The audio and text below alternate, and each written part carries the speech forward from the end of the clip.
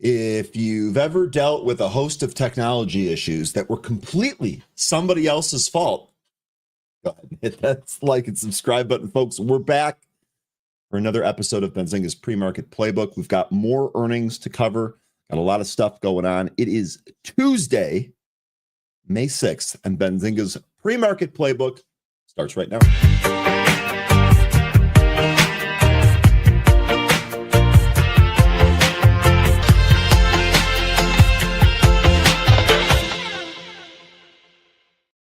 Good morning and welcome back, folks. I'll be honest, I'm glad you folks made it because we had all types of technology issues that were completely out of our control here. Great to see a whole bunch of returning faces and hope that you all had a great night last night. I'll tell you something. If you liked sports last night, or if you like sports, last night was a good one. We had some pretty awesome games. But looking forward to crushing the market today. Paul, good morning. Oh, I can't overlay the chat here in StreamYard. My bad. Paul, good morning. Pete, good morning. Lynn Adams, good morning. Pesselman, good morning. Jim, Sebastian, Sun-Kissed Yogi, good morning. Couch Potato, Yassine, Chuck, Buffalo by Bicycle, ACH, good morning. Bernhard, Suzanne, Neville, Tyler, Aleem, Day Trader, and Jacob, good morning. Ed and Charles, good morning. Good morning to all of you. I hope that you're having a wonderful morning. Let's go ahead and dive right into the market, and we'll take a look at everything that's going on. Okay, what we talked about yesterday was getting a third close above the 50-day moving average. Talked about two things in terms of where the SPY is. Another close above the 50-day moving average to ensure that we kind of firm that level up as support. It's exactly what we did. And then a potential test of the 200-day, which we were not able to do. And in fact, in addition to not being able to test the 200-day, we had kind of a nasty close in the SPY yesterday. It was weak in the morning, and it spent all day trading back up to about even. The buy the dippers, which have been trained to buy the dip, they're still around. If just in case you were wondering, I might just be a little bit frightened and kind of hiding. Anyway, we got bought pretty much right back up to balance. We almost had a red-green test on the SPY here. We did actually go green on several other indices like the Dow, but we almost had a red-green test here on SPY. Couldn't quite get above, and then we kind of sold off into the close here. We did it pretty quickly. It felt in the moment, it felt a little bit more nasty. Now, where did that leave us? Well, that left us just shy of the 200 days. So we're still thinking we're going to get a test if we have any type of upside move. But it also made it look like we're rolling back over to the 50-day moving average. Again, getting our third close above it. So here we are waiting for the Fed again. Stop me if you've seen this before. We always seem like we're always waiting for the Fed those couple of days before the meeting and all of that. So we'll see where we end up going here today. I actually wouldn't be terribly shocked if we were fairly range bound today. We'll see what happens. Obviously, we're going to cover Palantir earnings here today. We'll see how that actually ends up trading. But I wouldn't be shocked if we were range bound today. I would say our upper target here is probably going to be the top of yesterday's candle.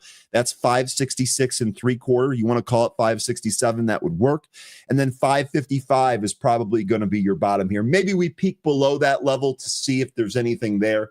But I would imagine that we probably close somewhere between the top of yesterday's candle and the 50-day moving average today. The volume yesterday was absolutely pathetic. I think it was something like 36 million shares across the New York session. No volume at all. It definitely seems like traders here are waiting for the Fed. And I expect kind of another day of that.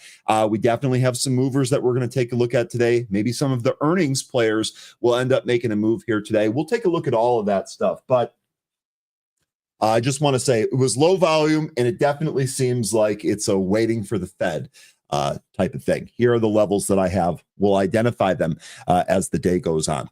All right. let's take a really quick look at what's going on here to kind of just broke things down for you. We talked about Skechers yesterday following the acquisition. We did talk about Tyson Foods reporting some disappointing earnings. Here's a couple of insights. The first one comes from Jeremy Siegel here. Wisdom Tree senior economist Jeremy Siegel highlights the positive impact of the U.S. dollar's decline on multinational earnings this year. In his weekly commentary, he points out that roughly half of the S&P 500 revenue is generated internationally, a factor he believes can mitigate the adverse effects of tariffs on corporate profits. Siegel states with 40 to 45% of S&P 500 revenues sourced abroad, the current translation effect alone could cushion the impact of tariffs on corporate profits. He further suggests that this, alongside hopes of deal making and eventual tariff de-escalation, is underpinning the market's recovery. We got more of that yesterday. I know Bessent said on the interview that was going on while we were on the show yesterday, Bessent said that we were close, might even be this week. So that's pretty much that's pretty much like the new news that we got there, maybe this week. Now we'll see if that pans out. I know 13 used the phrase the Elon timeline yesterday, so we'll see if they're on the Elon timeline or what have you. But it does sound like those are getting closer, and that would represent some possible upside. How long or how prolonged will that upside be? Well, we're going to have to wait and see. Siegel goes on, well, earnings may drop if the economy turns south. The long horizon value of equities should not fall 20 to 25%, as often happens. If investors finally look beyond the valley into the mountain, this guy is already on vacation mode, the downside could be limited even in a mild recession. Remember, we got more news yesterday, or more stats yesterday, showing us that, no, we might not go into a recession. Again, we'll react to whatever hand we're dealt, as opposed to loading up for one or the other. As the Federal Reserve is projected to keep interest rates steady, let me know if there's anyone out there that thinks we're not keeping interest rates steady. To me, I think this is the obvious one. I don't see any way that we don't do it. But let me know if you have a different view than holding interest rates steady here. After the Wednesday meeting, Cooper Howard, director of fixed income strategy at Schwab Center for Financial Research, said the market is pricing in 3 or 4 cuts prior to year end, but that's aggressive unless the labor market shows further signs of slowing. I would totally agree. I personally don't see more than 2 cuts this year. And frankly, I don't even really see them until the end of the year, or near the end of the year. I wouldn't be shocked if we get one, in the last 3 months. So anyway, I'd like to know what you folks think on all of that. When are we getting interest rate cuts? I don't think we're going to get any surprises here this week. But let's talk about what I'm sure everyone wants to. Yassine, I know you wanted to know what happened. Well, what happened is that this stock was massively extended. And I mean massively extended. Now, here's the good news. We'll start here on the daily chart and zoom out a little bit. See Palantir's down 8% here. It's worth noting, options implied a 12.4% move, and we've only gotten 8%. So the option sellers have won this print, at least so far. We'll see what happens when the market opens here. But the other thing is that this is a crispy and nasty double top. So I would expect, just kind of looking at the chart here, I would definitely expect some more downside. Now, all is not lost, because we're kind of waiting for some downside here so we can actually add this at a cheaper price.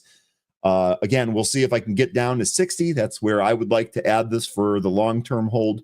I don't know. That would be almost cut in half from here. I don't know where this is going to finish, but it sure looks like, by looking at this chart, we might be going down. Now, what happened with the earnings report?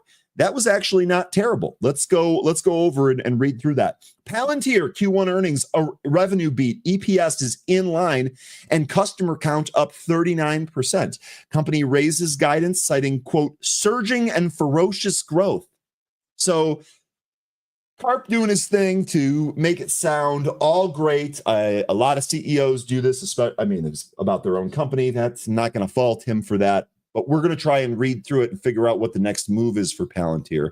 Judging by what's going on here in the pre-market, we may have a pullback on our hands. But let's read through some of the numbers so we can be as prepared as possible. Palantir reported first quarter revenue of $883.86 million, beating analyst estimates of $862 million.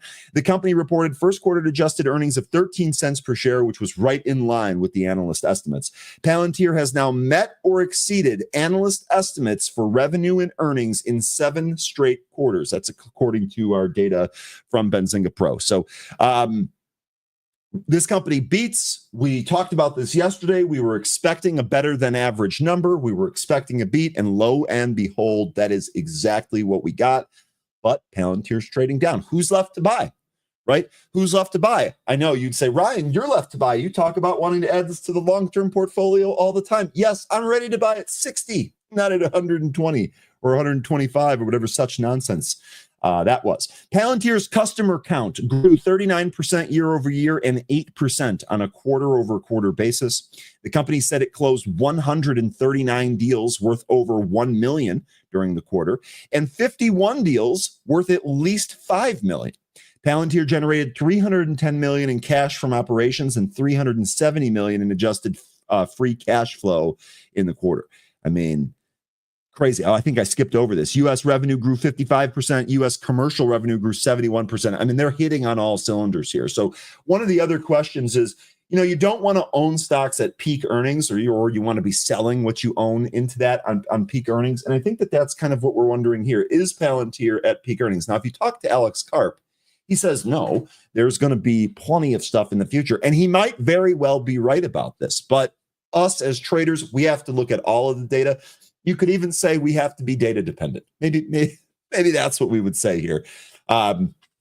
We have to look at all of the data. And the fact is, as we were discussing yesterday, this company is just simply overvalued. Now, will it matter? I don't know. Fundamental analysis doesn't really matter in some timeframes. You really have to kind of extend that out. So nonetheless, Palantir ended the quarter with $5.4 billion of cash and cash equivalents and short-term U.S. Treasury securities. Our rule of 40, this is a quote, our rule of 40 increased to 83% in the last quarter, once again breaking the metric. We are in the middle of a tectonic shift in the adoption of our software. So you start throwing words around like this, it gets people excited. And that kind of has me wondering if we are at peak earnings. Is this a contrarian sell signal? We'll see how it shakes out here. That came from Alex Karp, co-founder and CEO of Palantir. Quote, we are delivering the operating system for modern enterprise in the era of AI. Consequently, we are raising our full year guidance for total revenue growth to 36% and our guidance for U.S. commercial revenue growth to 68%. Palantir expects second quarter revenue to be in the range of $934 million to $938 million versus an estimate of $899 million. So you get a little bit of a raised guidance there. The company also raised its full year guidance. Palantir expects full year 2025 revenue to be $3.89 billion, up to $3.9 billion, up from the prior guide of $3.74 to $3.76. Analysts were anticipating full year revenue of $3.75. So again, across the board here, inline EPS, beat on sales, guide raise, stock down 8%. Palantir raised guidance for full year U.S. commercial revenue, full year adjusted income from operations and adjusted free cash flow. The company now expects full year adjusted free cash flow of $1.6 billion to $1.8 billion, up from the guide of 1.5 to 1.7. Palantir continued to guide for positive GAAP operating income and net income each quarter. Quote, this is a level of surging and ferocious growth that would be spectacular for a company a tenth our size. At this scale, however, our ascent is, we believe, unparalleled. So chat, you tell me, is Palantir's ascent unparalleled? What do you think about this report, and are you more or less interested in it? Let me roll through some of the comments here. And again, I'm sorry, folks, looks a little bit different, so I can't be as quick as I normally am. Good morning, Judge, Gary, Dan, Ashok, Hermanta, and anyone else that I might have missed. Adiel, looks like get to the choppa. Oh, God, that's awesome. Russ, what's going on? Florida Yacht Insurance Guy. Good morning to everybody. All right. Brett saying, Ryan, exactly 59 is my target to buy Palantir. So again, I wonder, Brett, I wonder how many other folks are out there that are just like us. folks that are willing to be patient and kind of miss trades, if you will. I mean, if this bounces 6 points today, I guess you could say that was a missed short-term trade. How many people are like us and actually going to hold out for lower prices? Or how many people are going to chase and then get pounded on the backside? James says, I'll get 60 with some puts. Love that idea. We talked about that, I think, last week. Palantir's earnings aren't keeping up with the price. And this is a big thing here. This is a big thing here, right? We talked about them being yesterday going into the print 100 times forward sales. It's just, I mean, some of these fundamental numbers are just completely out of control. But it can remain like that. It can remain like that for a long time. Good morning, Eric. Crim Biscuit, I actually overslept today too, but I only overslept by 17 minutes, so I'm okay. Yakshamash slideshow. And yes, hit that like and subscribe. We appreciate that. Okay. Sell the puts until you get your entry exactly, says MD. And I think this is a good strategy here. We're going to look into doing that. That is for sure. PE's already sky high. Okay. Good stuff there on Palantir. Let me keep moving here. I did want to, you know what? I'm sorry. I had one more thing here on Palantir. I have to cover this. We've talked about Dan Ives quite a bit here, so we're going to mention this one too. Palantir reported better than expected earnings Monday. Stock tumbled despite strong results. Two well-known analysts are taking a very different position on Palantir. Dan Ives of Wedbush remained firmly bullish. Check your pulse. Make sure we're not in a dream here. Dan Ives is bullish. He remained firmly bullish. Quote, you could print this press release off, frame it, and put it in the Louvre. I mean, that seems just entirely over the top. Who wants to put this earnings report? Who wants to put any earnings report in an art museum? I mean, come on. I've said during an appearance on CNBC, quote, I believe this is going to be a 1 trillion market cap in the next 2 or 3 years. Okay, it can do that, and we don't need to add earnings reports to art museums. That's fine. Brent Thill, I almost called him Thrill. Sorry about that, Brent. Brent Thill of Jefferies disagrees. While acknowledging Palantir's strong fundamentals, he remained cautious about the company's high valuation. Yes, Brent sounds like he's kind of like us and the rest of us that are out here trying to make sense of this Palantir move. Palantir has now met or exceeded Wall Street expectations in revenue for 7 straight quarters. We talked about that earlier. This is a, quote, this is a retail-driven story. Phil said, there's not a single institutional investor that I talk to that even talks about this. So what do you folks think? Do you think this is just purely retail and retail at some point is about to get a massive disappointment? Or do you think maybe there is some institutional interest in this? I've pushed back on that view, arguing that institutional skepticism has left many money managers behind the curve on one of the most transformative companies in AI.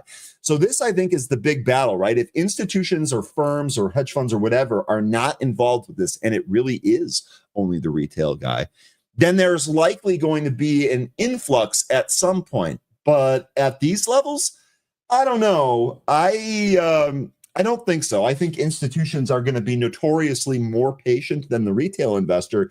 And I would imagine that this kind of sets up for another down move there. Ives isn't buying it, but that's not a surprise at all here. We already talked about that here. Some targets. Analysts have set a consensus price target of $69.76 for Palantir based on input from 25 different firms. The most bullish projection comes from Loop Capital, which issued a 125 target on March 13th, 2025. Okay, let's take a look here. Let's go back to Palantir. Here's what we're looking at. So we basically took, this was wild too, because the first move was down a little bit, and then it reversed and went higher, and then it reversed and went lower. It's really kind of been hanging out here ever since. Now, as far as today goes, okay, 112.25. That is going to be your pre-market after hours low. If you want to extend that to 112, that makes a lot of sense to me. This level is absolutely going to be in play here today. We'll see if this thing can do a red-green move. As we're sitting here right now, I don't see what's going to do that. I would imagine Palantir trades lower here today. And the next level that I think we should be looking at is maybe 112 to 113. Appreciate this. Gosh, it's harder for me to read, but you guys are doing exactly what I asked you to do. Institutions do not follow retail into a stock. Exactly. Important to remember this. Now, I think what Dan Ives is trying to, and not trying to defend him or anything. I certainly don't want to speak for him the whole 9 yards. But what I think he's saying here is that there might be a catch-up trade going on. I am on the side of day trader here, though. I don't think institutions are necessarily going to chase retail in there. I think that they would wait that out. Palantir has been I love this. Palantir has been my retail sentiment indicator for some time now. Okay. Pete telling you what he really thinks of Dan Ives. I'm not even going to repeat it, but here is Pete's comment. Palantir pricing has always been filled by retail and something that has never worked out well. So we'll see how this ends up shaking out. This one likely going to be in play here today. We'll watch options for this. One of the things that I was thinking yesterday was that I did kind of want to have some exposure to this print, but I didn't want to actually buy Palantir for a couple of reasons. Number one, projecting a 14% move. I mean, it's really got to hit on all the cylinders there for that to get that move. I mean, here we are down 8.5%. That wouldn't have really helped with the contracts. And I wasn't really sure which way it was going to go. I mean, I think the price should go down, but that hasn't really materialized or meant anything over the past several months. So the chart is also telling us that we should probably back off this level here. So nonetheless, what I ended up doing was just playing SQQQ. Grabbed a little SQQQ, figured this would probably sink the tech sector a little bit if it ends up going down. The other thing about that SQQQ trade is I had more things on my side in terms of executing that trade. Sure looked like the SPY in the regular market wanted to kind of roll over here as well. I know the SQQQ mirrors the Qs and not the SPY, but you have a similar picture here in the Qs as well. We just simply were rejected by the 200-day moving average. So maybe we'll back test that 50. So I did take a little position here of some new SQQQ calls. We'll see if that pays out here today. Really want to see the market sell off a little bit more. And we also carried the second half of that CEP short into today's market. Okay. How are we doing on time here? Oh, we're doing golden. We're doing good. See, those tech issues cannot even hold us down. That's how good of a team we have here. Tech issues will not hold us down. Let's talk really quickly about Tesla. This is what we're kind of looking at. We're still waiting to get over that 200-day. Tesla here is lower in the pre-market. Had kind of a rough day yesterday. Here's what the chart looks like. We sold off. We bounced. We came right back down to that level. So this is the level that we're at. I would be watching 275 here as one of your downside levels. That's 71 cents away from where we're at. But let's take a look. Gary Black, flags 47% projected drop in Tesla's Europe sales and predicts a 6% decline in deliveries. Gary Black, managing partner of the Futures Fund, who by the way, correctly predicted the earnings report here, which is why he's making another appearance. Managing partner at the Future Fund highlighted alarming sales trends in a post on X, noting that April European sales are projected to drop 47% year over year. Black emphasized that this decline can no longer be attributed to Model Y production changes. We predict that full year 25 Tesla deliveries will be minus 6% on a year over year versus full year 24. Black wrote compared to the Wall Street Journal's estimated 3% declines. Looks like a double the decline here per Gary. The fund manager expressed concern that Tesla's current valuation appears disconnected from its projected earnings. He pointed out that the stock is trading at a significantly higher multiple than its historical average, with its price reflecting over 130 times estimated non-GAAP earnings for fiscal 2025 and more than 90 times for fiscal 2026. In comparison, Tesla's average one-year forward price to earnings ratio over the past 3 years has been around 76 times. So the other thing that he goes on to say here, Spain exemplifies Tesla's European challenges, with April sales plunging 36% year over year to 571 units. There was one more thing in here. Tesla's European market share declined from 2.9 to 2% in just 1 year amid heightened competition and brand challenges reportedly linked to Elon Musk's political activities. They hate that over there in the UK, it seems. The company recently reported first quarter results showing revenue down 9% year over year. Now, the big thing with this, the whole reason that I want to highlight this is that there's an ongoing argument, even still, that Tesla's not a car company. Tesla is a tech company. And so how much of this car stat actually works? I mean, they derive their revenue from cars. I do understand that they've got some cool things going on, and by trading it, you're kind of betting on Elon Musk and future ability, future growth, the whole 9 yards. But that's kind of going on right now. I'm more on the side that I'm bullish on the future. I always am. I'm a glass half full guy, but I don't know. Like me personally, I don't love the Tesla car. I think it's cool. I think the technology is cool, but I don't love the car. So hard for me to get behind on that. At some point, this is going to get low enough where at some point I would like to own it. And in fact, if we go back to the chart and talk about this, one of the things that I would say is, first of all, if we retest this level right down here, we have the bottom edge of this triangle about 218, 215. If we retest that and hold, I'd probably try it for a swing. If we really kind of sold off here and found some more support, kind of confirmed a bottom, I would consider a long-term hold on this. Again, it really comes down to price. It really comes down to, are we done with the move down yet? I don't know the answers to these things, so I'm going to play it. I'm going to be patient here. Okay. Let's go to, let's see. How much time do we have? We're good. We are good. All right, let's talk a little bit about HIMSS. This was probably the other biggest report yesterday, I would say. Here's what our chart looks like. This is where we're going to start because look at this, folks. We might have a head and shoulders being formed here on our daily chart. We've had a couple of trend lines that this thing has done a really good job of interacting with or behaving, but we also have a potential head and shoulders here. It'll be very interesting to see how HIMSS trades here today. Down 7.2% here in the pre-market. Let's take a look at the report real fast. Revenue jumps 111%.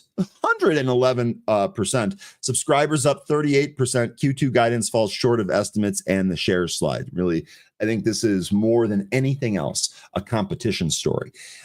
Him and Hers Health reported first quarter revenue of $586 million, beating estimates of $538 million.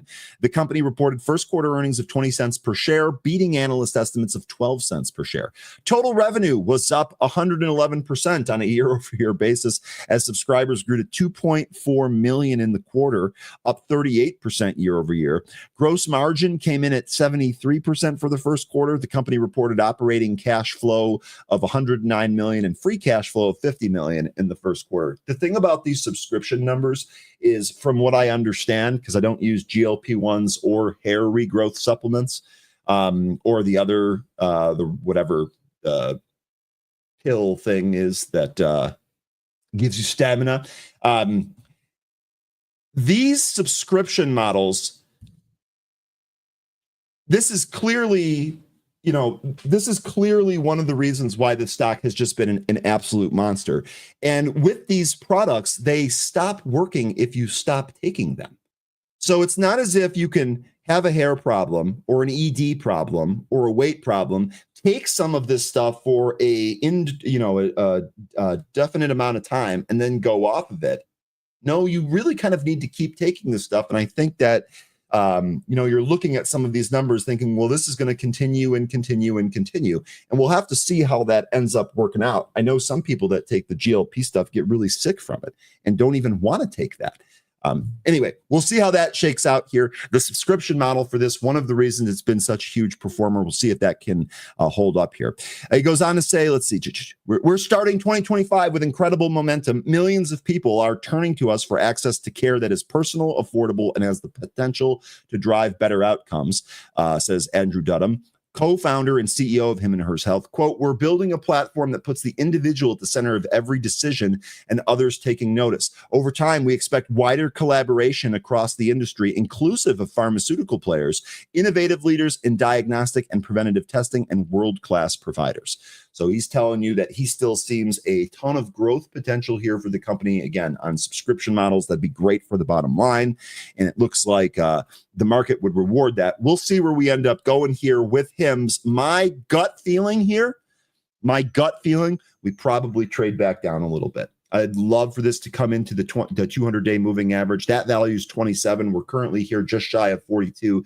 That would actually be a really nice trade. I know we do have this trend line in between then. Trend line is just about a point higher than the 50-day moving average at $33. Okay. Another stock that I wanted to quickly talk about, and we might actually ask Red Dog about this when we see him. Reddit. Who was trading Reddit? Someone here mentioned Reddit yesterday. I can't remember who it was. I can't replace the exact comment, but someone mentioned Reddit here yesterday. Reddit's down 1.5% here in the pre-market. Let's take a look at why. Reddit rallies on ad surge, global growth, and analysts upgrade to buy. After a blowout first quarter report and surging ad revenue growth, one analyst upgraded Reddit, citing strong international momentum, rising logged in users, and a high intent commercial audience. Last week, Reddit reported quarterly revenue of $392 million. That's up from $242 million. Quarterly earnings of 13 cents per share, beating the analyst estimates of an estimated 2 cents. Total daily average user growth in the high teens, 50% growth in the number of advertisers, over 60 million weekly active users on Reddit's on-platform search, with query volume increasing 10% sequentially. Reddit noted that Alphabet, Google's search is under, quote, heavy construction this year and has seen more variability than usual. The decal is more logged out and more US-centric. While near-term user growth is likely to decelerate, Kessler remains positive on long-term user growth. You know, we talked a little bit about ad revenue and how that was going to work for some of this stuff going forward. It looks like Reddit's still doing well. I got to imagine that this turns around at some point, but what do I know? Not a Redditor. The analyst noted with while AI search answers are gaining popularity, Kessler continued to believe most users would want to research topics more deeply, and Reddit is an alternative to AI answers. Now, this is the part of this entire thing that I totally get. Like, I don't necessarily want AI giving me its opinion or summarizing stuff for me. I would like to hear directly from individuals. Whether it's something about fixing a car problem, like a do-it-yourself project, doesn't even have to be about cars, could be any do-it-yourself project. Help with your animal, if your animal is behaving in a way that you haven't seen and you're not sure if it's bad or not. And there's a lot of different stuff where I want to talk to the actual people. I don't necessarily want it summarized with AI. So I agree with that. I think that cohort is still going to exist. I think being able to interact with people as opposed to, just reading AI summaries and all of this stuff, I feel like that's going to be, always sought after. To me, that's better than an AI summary. But what do I know? Let's see. So we'll see how Reddit grows. We'll see how its international growth holds up. If we go back to the chart here real quick, chart is actually kind of interesting, right? This is sitting right below its 200-day moving average. We're actually flashing a potential death cross here. If this continues to move to the downside, we'll see if the 50-day moving average can bounce off of the 200 here. We'll see if Reddit has already put in its near-term bottom. Okay. Let's see here. Sorry, I am not used to StreamYard, so I don't know where any of the assets are to play. There we go. All right, let's go ahead and welcome our guest. It's a T3 Tuesday, so it's time for Red Dog. Let's go ahead and bring him on.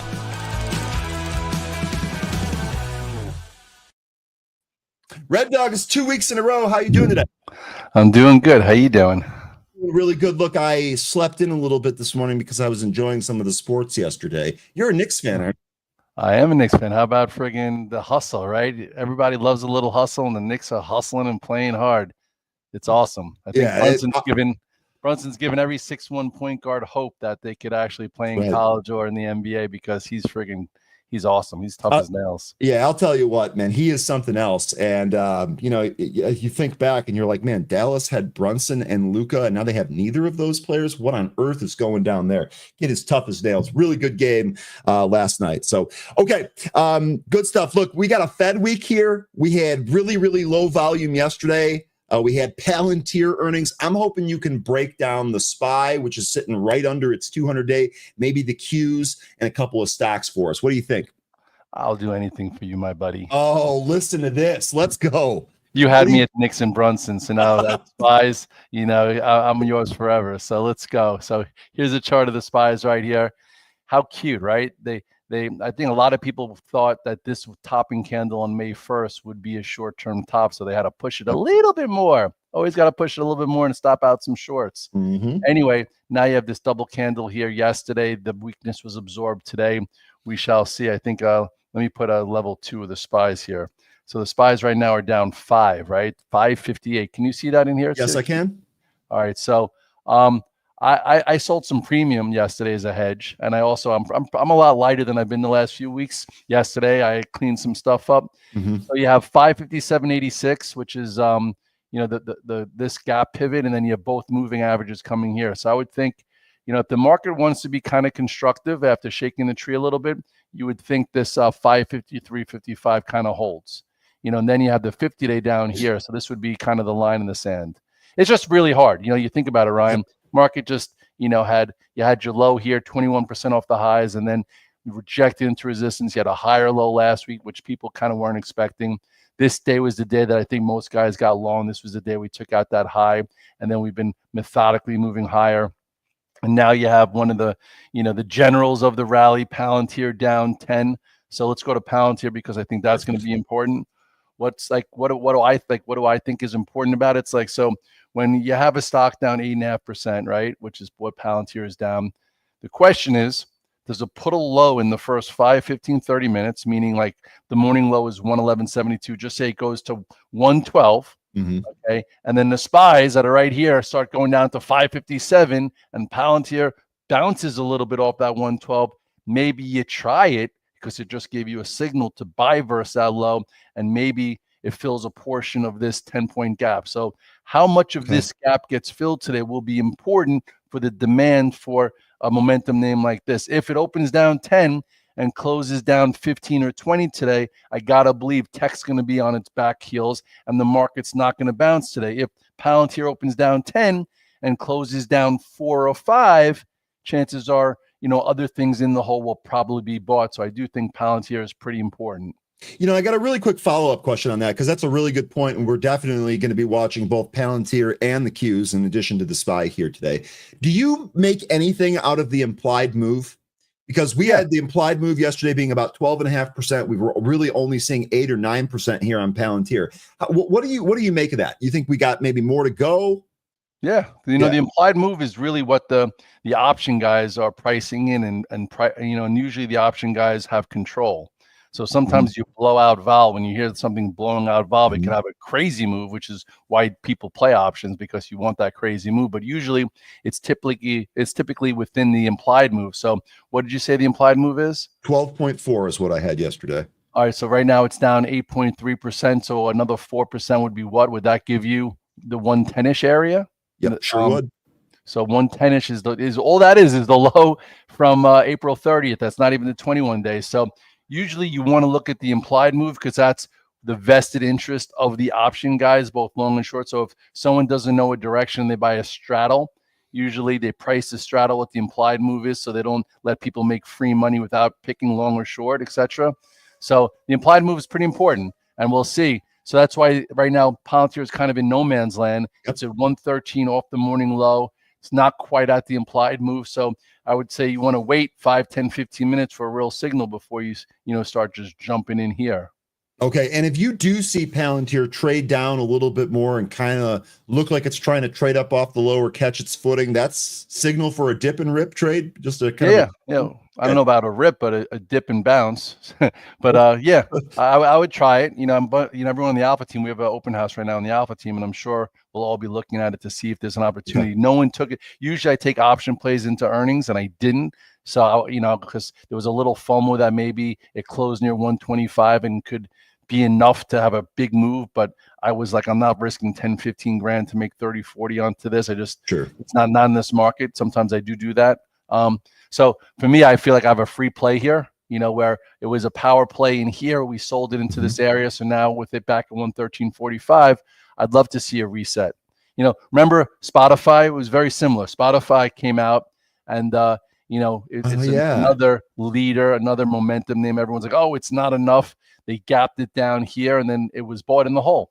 And now look, it rebuilt, it's going sideways and the chart looks great. So the question is, can Palantir do the same thing where they open it in the hole, comes off the lows, rebuilds, takes some time and then takes out 125? Or is this going to be a double top with a big hole that doesn't get filled? And will we be in a corrective phase for, however long that takes? Okay. Really, really good breakdown there on Palantir, folks. I hope you were paying attention because class was just in session. This is Scott Redler. Trade the lead up and the aftermath of the Fed meeting live with Scott. It's totally free, May 5th through 9th. QR codes on the screen. Link is in the chat. Scott, that's what I want to ask you about next here. You got any thoughts for what we're going to see here with the Fed meeting, where the market might go? What do you look? The reason I'm asking is because you had already kind of covered it a little bit on the SPYs. We're sitting right beneath that 200. We talked about maybe back testing that. Well, I think it was the 20 with the 50 being the line in the sand. I think you said. What do you make of this Fed print? How are you kind of approaching this? Well, I had a lot more risk on going into Friday and Monday. I did, lose a little bit of money yesterday, which happens as you de-risk. Absolutely. We could have had a deal over the weekend with China or India, and we could have been up 70 handles, and we weren't. So anyway, I took some of that off, and now I'm kind of flexible right here. So I'm cool with whatever goes on. Okay. Fed days aren't my favorite days. There's a lot of volatility. There's a lot of false moves. There's a lot of pockets of ways to lose money. I don't like to have pockets of ways to lose money. I like to make money. I'm sure you don't either, Ryan. So I will line up levels. So it'd be nice if we could see, remember this 545 level, if we could see 545-ish, into the erratic trade of the Fed. No one thinks they're going to cut. Let's just see how they sound. Are they dovish or hawkish? Are they going to, you do have, some commodities disinflation, but you have goods inflation. So the stagflation word is not a friendly word for equities usually, but, depending on the week, it's either stagflation or Goldilocks. So right now we're kind of in the middle. If we get to 545-ish, that could be a compelling spot from 568 to 545. It's not a spot that I would buy the blood in the street account, but a spot that, hey, if you think that we're going to continue up, that would be a compelling spot to look to see what's happening. And now if you want to put retracements on here from just say this low to here, that's not a bad retracement. So that's something we'll see. Okay. So that could be like a 340 story on Wednesday though. And right now it's only 842 on a Tuesday. Okay. I think what I like the most about what you said there is that you're flexible and you really don't care and you're ready to go either way. That's the sign of experience. That's the type of position we want to put ourselves in regularly. I did want to ask you really quickly about HIMS. I know that they just reported that's recently been kind of a high flyer here. It's really made a nice pullback. I'm just wondering what you see in the chart here. One of the things that I kind of see maybe is a little bit of a head and shoulders, maybe some more downside here, but curious to hear what your outlook is on HIMS. I'm not that involved in it. I know that right down here, some guys were talking about buying calls and got lucky on that news that came out. And then it was more calculated where it pulled back and then took out this high. So right now, HIMS is what? It's at 38.80. Where's 38.80? This is 36-ish. I don't know. I feel like it's a momentum name. It's, today is a bad day for it to be coming out with earnings because just the pressure pre-Fed, this and that. I would think that this area holds if it's going to be any good. It's not a name that it's not really a name in a sector that I love. It has to be perfect for me to trade it. But again, 38.80 is a spot. And then I would think, the 8-day, which is right around here, is 35. So into this area, this should hold if it's going to be any good, moving forward. But a lot of people do like it. I was on a Spaces yesterday. All those guys were talking about it. But, they were all pretty respectable also. Like no one was really taking any FOMO risk into yesterday's numbers with Palantir, HIMS, or even Dash. Let's get to Dash because Dash is one of my babies that I've been playing for the last 6 months. I don't have an earnings play on, so that's nice. It's nice. I don't have money on the table losing, so I'm very excited about that. But here's the Dash. It's at 195. So the question is, last quarter it was also down after the print. From what I hear from my fundamental guys, the print was just fine. They always say a little bit, cautionary things at the end. But 195 is a spot, and then 188. I do think, the dip will be viable. That 215 is not going to be the high of 2025. So stay with Dash. And it's nice not to have a call spread on or this or that. And I'll see how it trades after. It's very loose and wide at times, so be careful. But I would think this 188-ish would be a great spot if it sees it. But chances are I might not even see that. That's 195 right there for Dash. Okay. Dash is one of your babies. I'll remember that. Do you have any interest in Uber at all? Uber's been acting great. I missed it. Yeah. Uber is right back to highs. I've had it before. For some reason, I feel like I just don't have great luck with this stock. I remember the Red Dog reversal down here. Sure. I think even it looks great. It looks great. There's nothing I really could say bad about this. It's above all the moving averages. It's got momentum. It's coming into 87. Looks great. If any stock can make higher highs in the next week or two, Uber looks like it's a candidate. Okay. Sounds really good. Is there any other stock that you wanted to cover here? I think I ran through all the ones I had on my list. Oh, we got to ask you about Tesla. You got to ask you about Tesla. You're famous for Tesla. I'll tell you, Tesla lost me money the last 2 days, so I'm not very happy about it. Okay. But I will say Tesla's hanging on by a thread here. I think there is a little bit of optimism, even with me. I thought perhaps, you had a bit of a little pocket pivot here after a move down from, remember here, the Red Dog reversal to 488, all these lower highs came up, acted well post earnings. I made some good money post earnings. I was buying it right here. And then I was thinking that it could digest and then clear 294. It just hasn't happened yet. So for me, I came in yesterday. Like Friday looked great. It looked like I was going to take out 294 on Friday. I had TSLL, I had TSLL calls on, and then I reduced a bunch, and now I don't have any Tesla. And I'll look at it today. It'll be interesting if Tesla, which is down 2%, if it holds 272 to 274, maybe I'll look to buy versus that level. If it were to break that, it just looks like every other kind of lagging stock that doesn't look great. So if you're long this thing and it breaks 272 and it stays below 272, I would get out of the way, because it's take off the Elon Glossier and just look at the charts, and it's below all the moving averages, and it's not leading. Tesla is best when it's leading, when it's ahead of the S&P. So is NVIDIA. When it's lagging and it's trying to play catch up, chances are you're reaching, which I was reaching a little bit into yesterday. That's actually a really good way to summarize it. We've seen that I almost feel like Meta's a bit that way too. Really good when it's leading, maybe not so much if it's not. Okay, Red Dog. Wait on that, Rye. Meta might be better. Meta reported a decent quarter last week. So did Microsoft. So did Google. So those three names are a little bit higher on my go-to list versus Amazon, Apple, and Tesla, because they had a decent print, and when the market wants to settle down, those should be names that act better. Like Microsoft is something that moved up my list. I haven't been trading Microsoft in months. Yesterday it went red to green first. Today maybe it does. Let's leave with Microsoft. Microsoft has a huge gap up.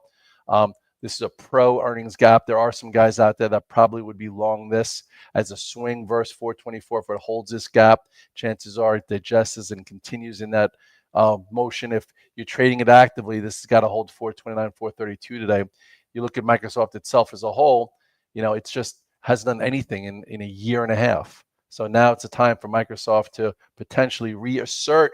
You know what that is? Push-ups every day. Been doing your push-ups, Ryan? Yes, I have. All right. So maybe it's going to reassert its dominance above 424 and continue back towards 468. It has the ball to lose. So let's see. Okay. All right. Real good stuff. Red Dog, it's awesome catching up with you. Hopefully the next time you and I talk, we can be talking about a Knicks beating the Celtics in this entire series here. We'll see how that all shakes out. Over a Red Dog sandwich.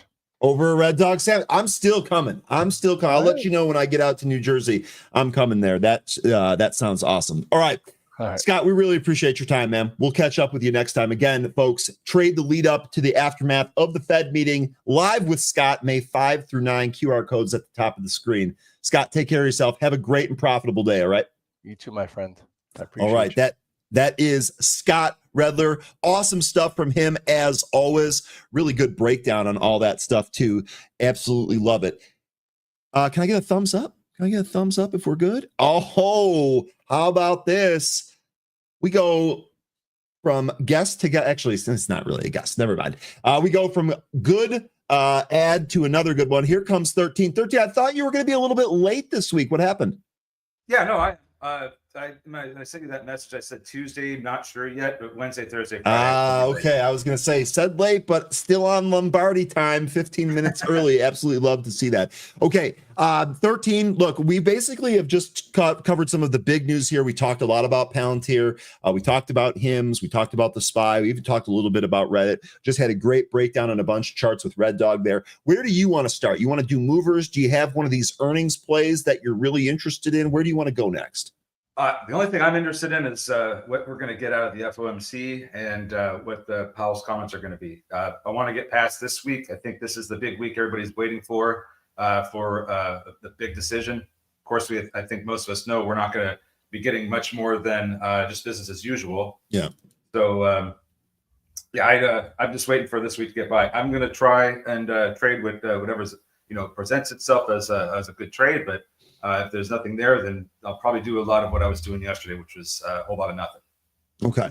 Yeah, I will say I actually missed the SQQQ trade yesterday that we got right at the end of the day here. Let's see if we take a look in. Yeah, if we take a look inside here, I know that you had talked about there being a setup early on. Now you had to be quick to hit that setup, but it was there. The better or the easier one, in my opinion, to play came later in the day.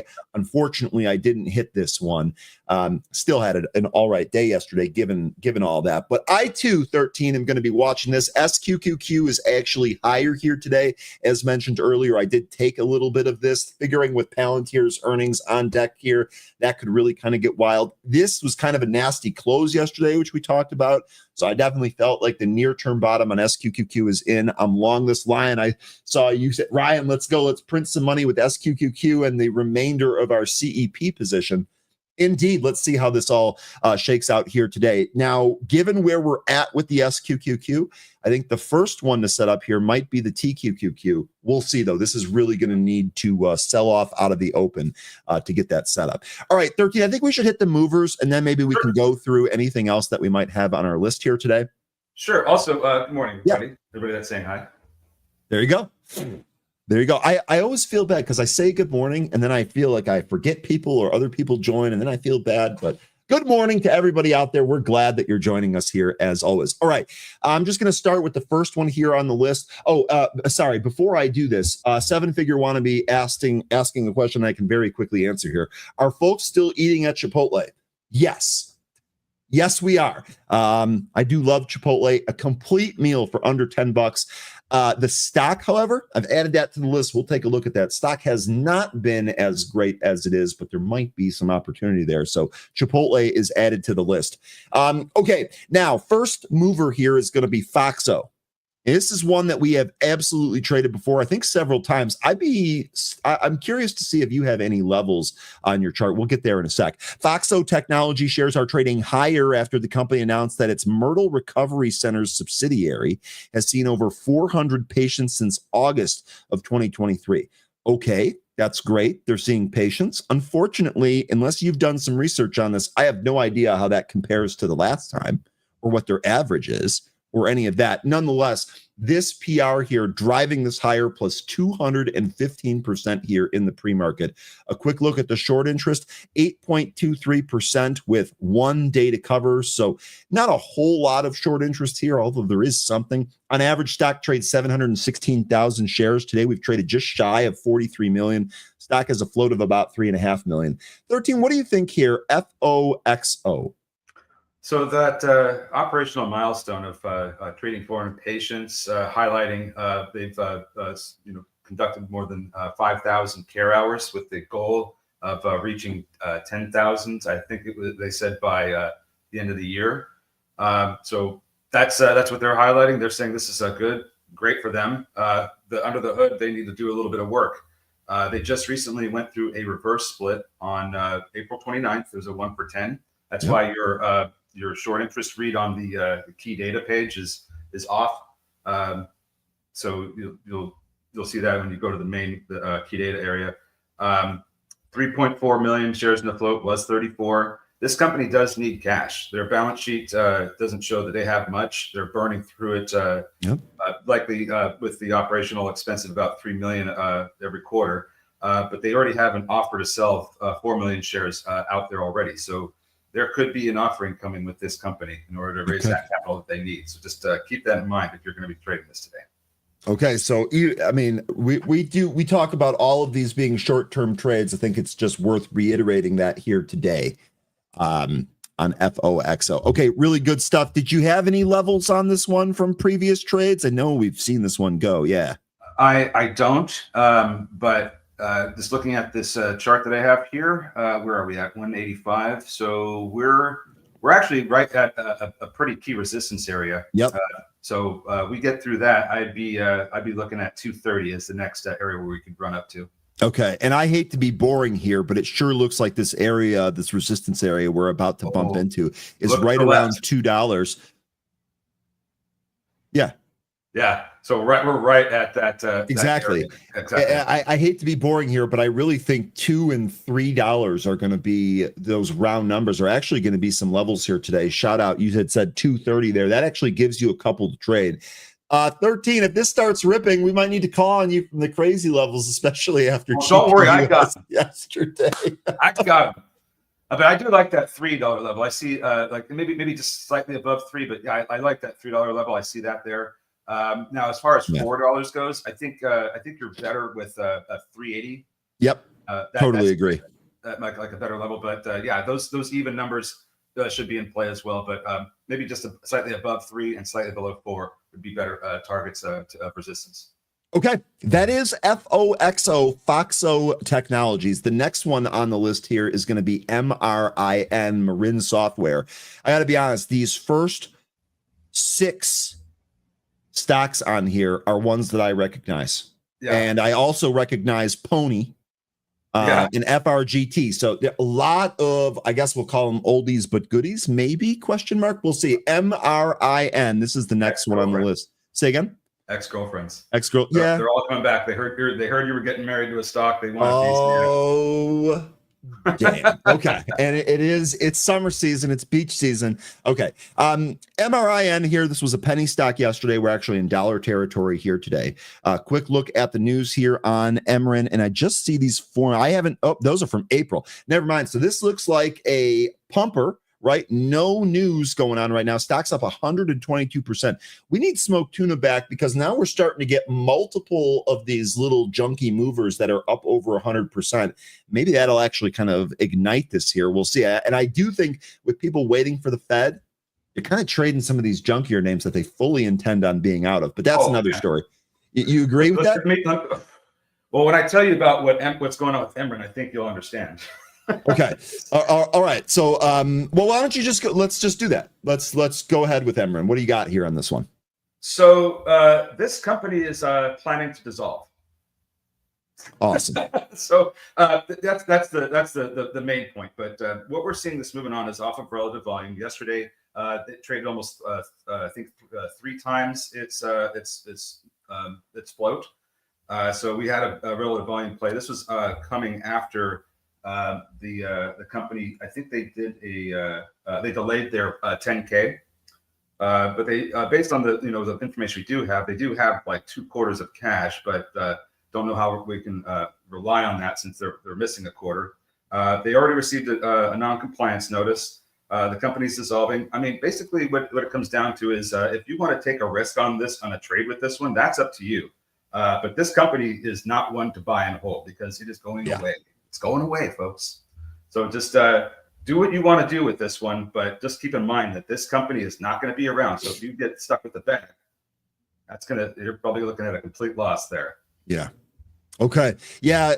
I mean, look, we're very clear that these are junky movers and we should have short-term trade plans on all of them. But I can appreciate making the extra effort here on MRIN. It is actually trading up to VWAP right now. Looks like it's starting another impulse move. Watch the volume on this one. That'll really tell the story. I'm just telling you why it's moving. It's up to you if you want to take out the risk on this. But I'm just saying, if you get trapped in this, all that money is going to be gone. This company's going away. And yeah, you're right, Brett. This used to be a regular runner back in the day. I think 2 years ago it was a runner. Yeah, I also think end of last year, right? So we had one in April. Oh yeah. August. No, it was April of last year. Excuse me. So yeah, we had a huge run here. This thing went from what, $1.80 up to like almost $6. An anniversary run, you say? Oh, well, this is a little bit later than that, April, but maybe it is. Okay. Anyway, that is MRIN, Marin Software. Next one on the list here is going to be KTTA. This is definitely one that we're familiar with here. Pasitha Therapeutics, ticker KTTA. Shares are trading higher after the company announced interim PD data from its phase 1 trial here. Stock's up 62.5%. It was actually up more than that. We've retraced about 50% of this move. The volume was good in the pre-market, although it's kind of died off. It worth noting that we do have an earnings that's being estimated here. The company has not confirmed it to our news desk yet, but we do think, based on previous reports, they look to be reporting in the next couple of weeks here. Nonetheless, data from one of its phase 1 trials here. We popped above 3. We came back in. Let's take a look around the horn, and then 13 will tell you if this is any good or not. 16.77% of the float shorted with 1 day to cover here on KTTA. So there is some short interest in there. I don't know how squeezy it will be. It on average trades 2.8 million. Today it's traded about 38.5 million. So there should be plenty of volume here for you to get your trades done. Float of about 2.5 million on this one. What do you got on KTTA? What are you thinking on this today? Do you remember when we talked about the event that this and a couple of others we're going to be presenting at in May? This was I'm pretty sure this is the same one that we were discussing where they had they were going to present data from their phase 1 trial and and one of their other cohorts at this event. And I believe the ASCO meeting, right? Yes. I believe that's what this was. So we had that information back last month on April 24th. No, the ASCO meeting is May 30 to June 3rd. Maybe it was a different one, 13. Okay, there must have been a different one. But regardless, still keep that on your radar because that's going to, I believe that would also cause this to move. Since that's not the case, this is moving on phase 1 data, but it's not the complete clinical trial result. This is just interim data. So they're still conducting phase 1. And this is in the field of neurology and discovery, research, and development for treatments. I didn't look too much into this beyond that. They have almost 2.5 million share float. You pointed out the short interest. So there is, could be some squeezing. But other than that, I would just go with levels because this thing is, still going to, they have some cash. So I don't know that they'll be needing to do a capital raise soon. But they do have an offering out on the table there for 3.25 million shares of common stock and warrants. So just keep that in the back of your head as well that they could exercise that at any point. Okay. Now let's look at the levels here, and we're at 234. So looks like we're coming up to some resistance around 250. There's that was a support back in December last year. Bounced off that, and we came back in. We lost it. It was resistance ever since. Had one outlier on February 5th that popped and dropped and brought us right back into the downside. So if you just ignore that, we're looking at the 250 level as the next resistance area, and I already see a concentration of sellers right there at 251. Yep. So that'd be the first spot to look at. After that, the 200-day the 200. No, that is a 200-day SMA. The 200-day SMA at 302.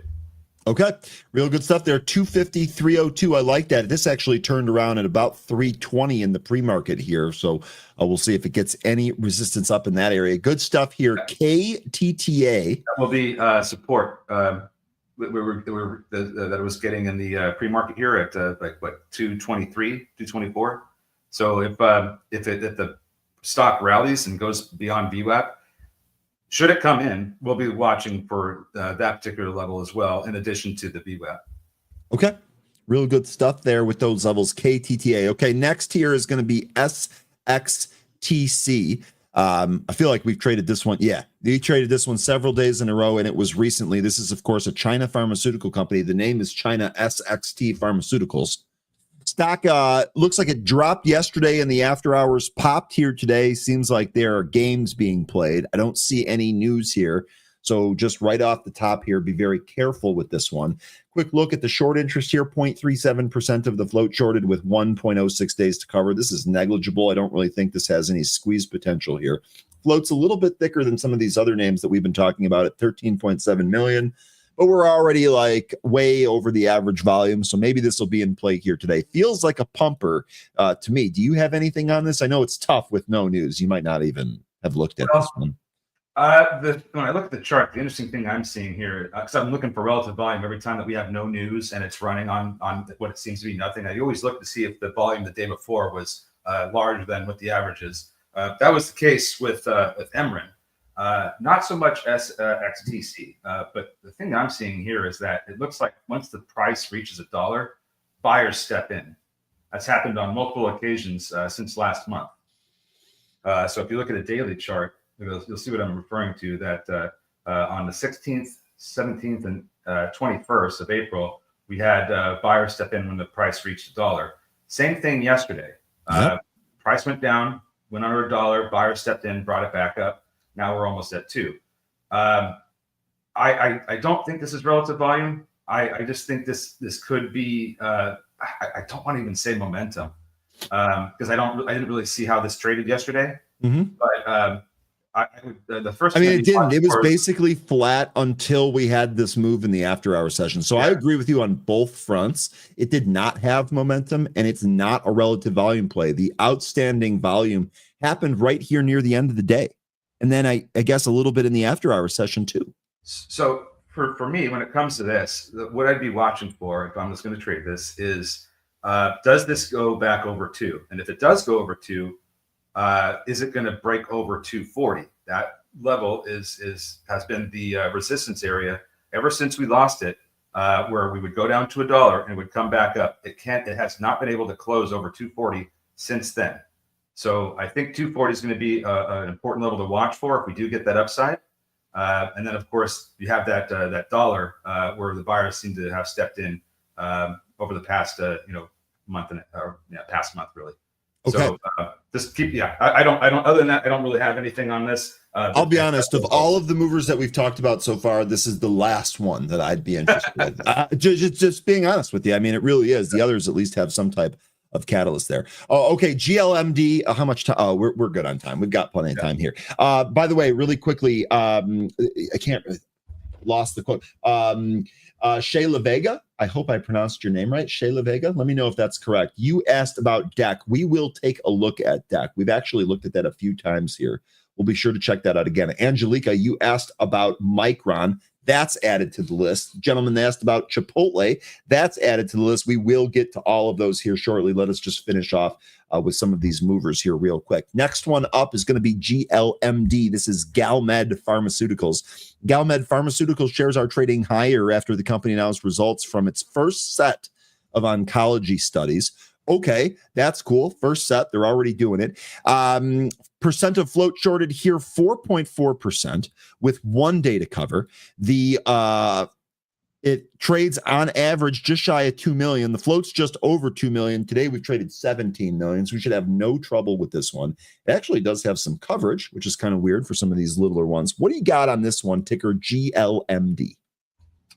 I was just trying to see if they identified exactly what studies they, how far along they were. I didn't see that. Just trying to scan through the news briefly. Just looking at their balance sheet, they got about 15 million in cash and short-term investments that are liquid enough to keep them going. They burned through, looks like from their last earnings, a little more than 3 million a quarter. Float we'll call it 2.2 million. So very easy to move around. So it looks like they are in.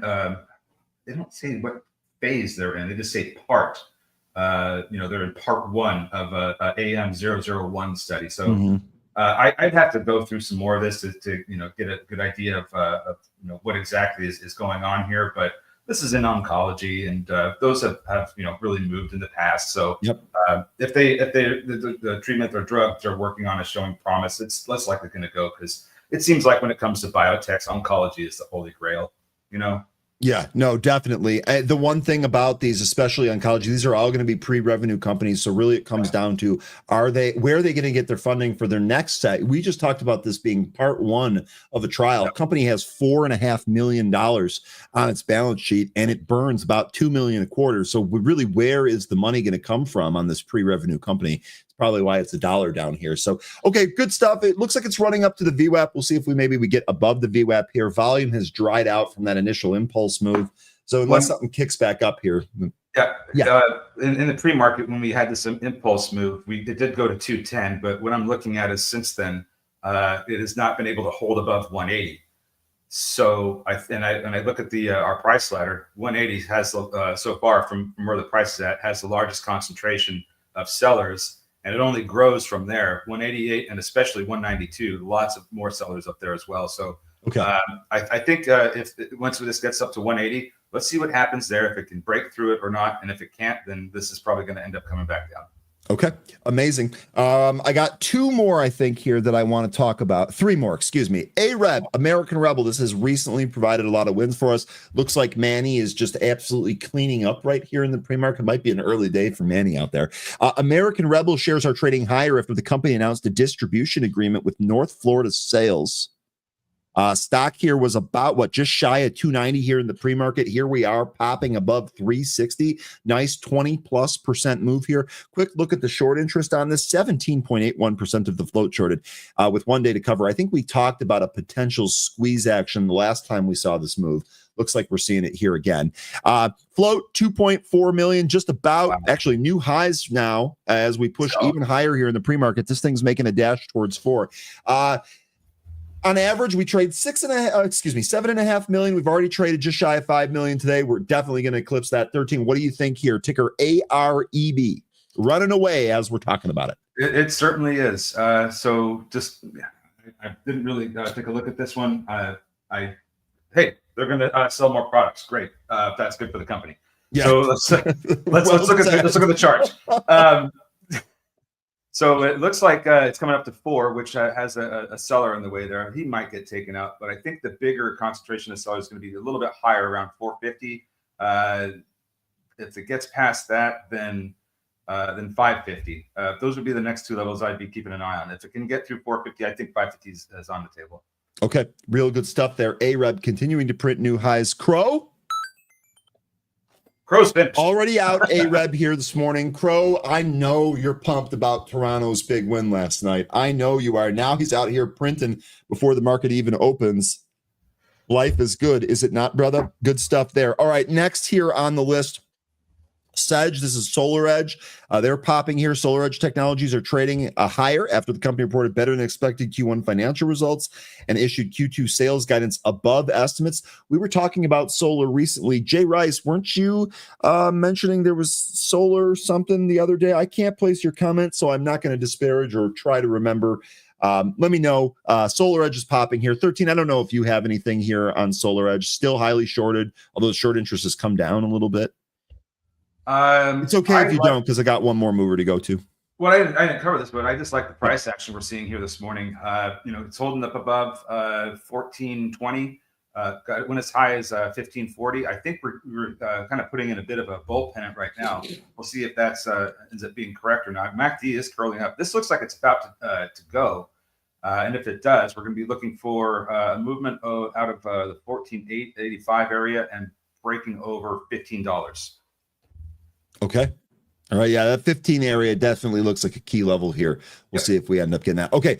Next one I wanted to talk about here is going to be Bull, because we actually have news literally right now. Bull, ticker BULL. This is popping off the 1440 level up here just shy of 16. Looks like we've got some news here with Visa. Webull announces a collaboration with Visa to enhance fund transfers on a U.S. platform. Well, I don't think there's any way to slice this other than good. They're going to make it easier to put money into their ecosystem.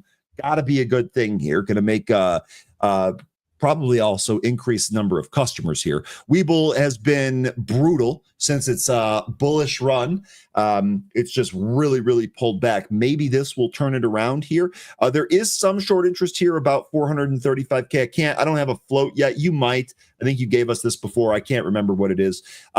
We've seen this move recently. I think that this is going to be pretty good as far as levels go here. I definitely think that the 16 area, we actually kind of found some resistance and consolidated just under that back on Friday. I would say probably 16, 1640, and then 1739. Those kind of jump out from some of these near-term charts. 13, what do you think here on Bull, ticker BULL? Well, from let's see, that was Friday into yesterday. It looked like it was putting in a head and shoulders pattern, but this news today invalidated any further downside that it was going to get. So we're trading up. Let's see, we're about 1570, pretty close to that. I do like 1590 as a level. If we move on through from that, 1620 also stands out to me. I mean, this thing could, this thing could go all through all the levels from the head and shoulders over the past couple of trading sessions, with the head having a high of 1734. This is, also putting in a pretty bullish formation. This is a bull pennant on the 5-minute chart that we're seeing here. So it looks like this is getting ready to go higher as well. But okay, that 1620 level, I think, is the next resistance area we need to keep our eye on. Okay. Good stuff there. We'll keep an eye on the volume flow here. That has really told the story. Okay, that's all I've got for movers. I do have some stocks from the chat here that I want to take a look at. Can I ask you a question real quick? Of course you can. I saw that the ticker BW lowercase p uppercase a was moving. I was wondering, is that one of Tim Melvin's? That is a preferred share. Would be BW, you said? Lowercase p. Yeah. Babcock and Wilcox. I can't remember off the top of my head. I will ask him. I can't remember if this is one of his. He's got me messed up. He's got me messed up in the head now. Every time I see a little P in I'm like, oh, that's a Tim Melvin name. Yep, and he loves them preferreds, right? He's told us that. He's told us that a lot. And I'm sorry we couldn't get Tim Melvin last week. I am definitely going to try and do that here this week. I think we're going to be good.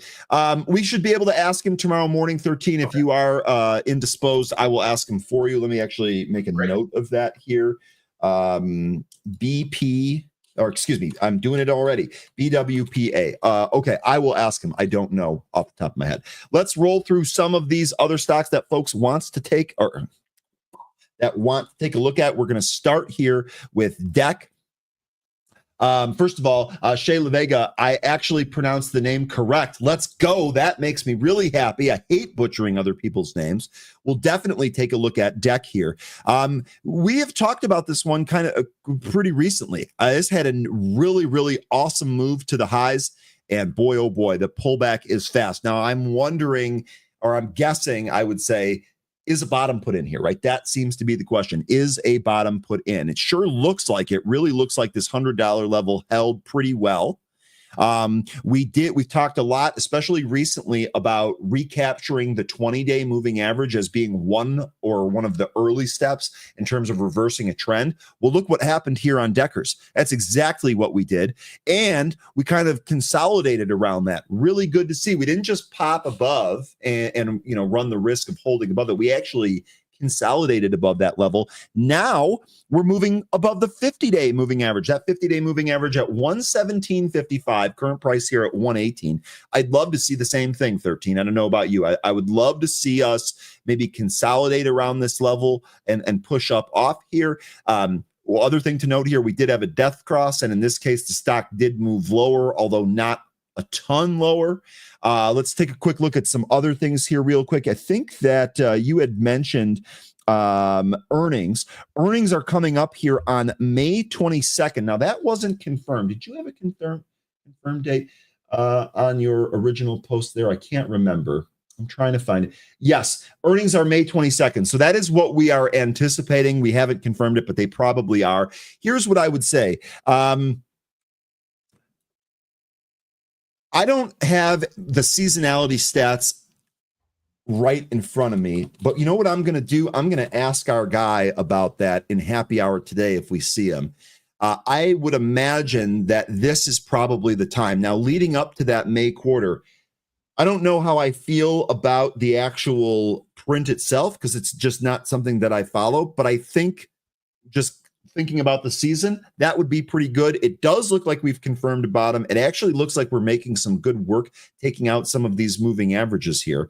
I'm encouraged also to see the volume kind of expand here off the bottom. That makes me feel a little bit better that the bottom is actually in, or at least in the near term. We'll see what the earnings provides here. 13, do you have anything on this one? I know we talk about this occasionally, but we never really dig deep. So this is being hammered on tariffs.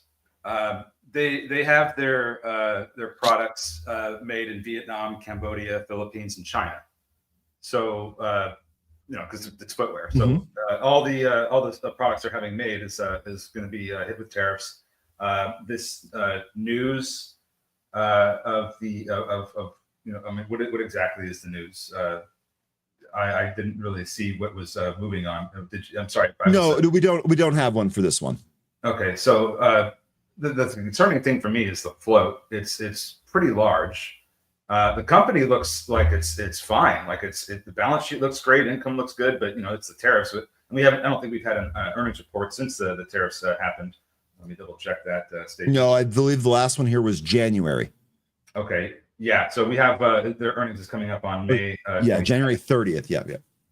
So we'll get a better idea of how that's affecting operations. But this is going to be one of the things that could move with the news of a trade deal or progress on tariff talks with these other countries. So this could be one that could absolutely fly if there's or maybe it sells off on a sell the news.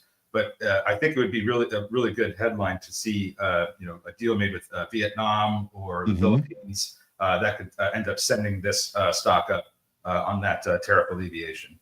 And so I think you're exactly right on that. Definitely has some, possible tailwinds here if we do get some of those trade deals announced. I think one of the things that I like the most about this here is that it does look like it bottomed. And remember, we just had Skechers news yesterday about them being acquired at a 25% premium. So I wonder if that's going to bleed over to this sector even more. The two brands here that you're probably most familiar with are Uggs and Hoka. Never mind my personal experience with Hoka, which I've talked about here.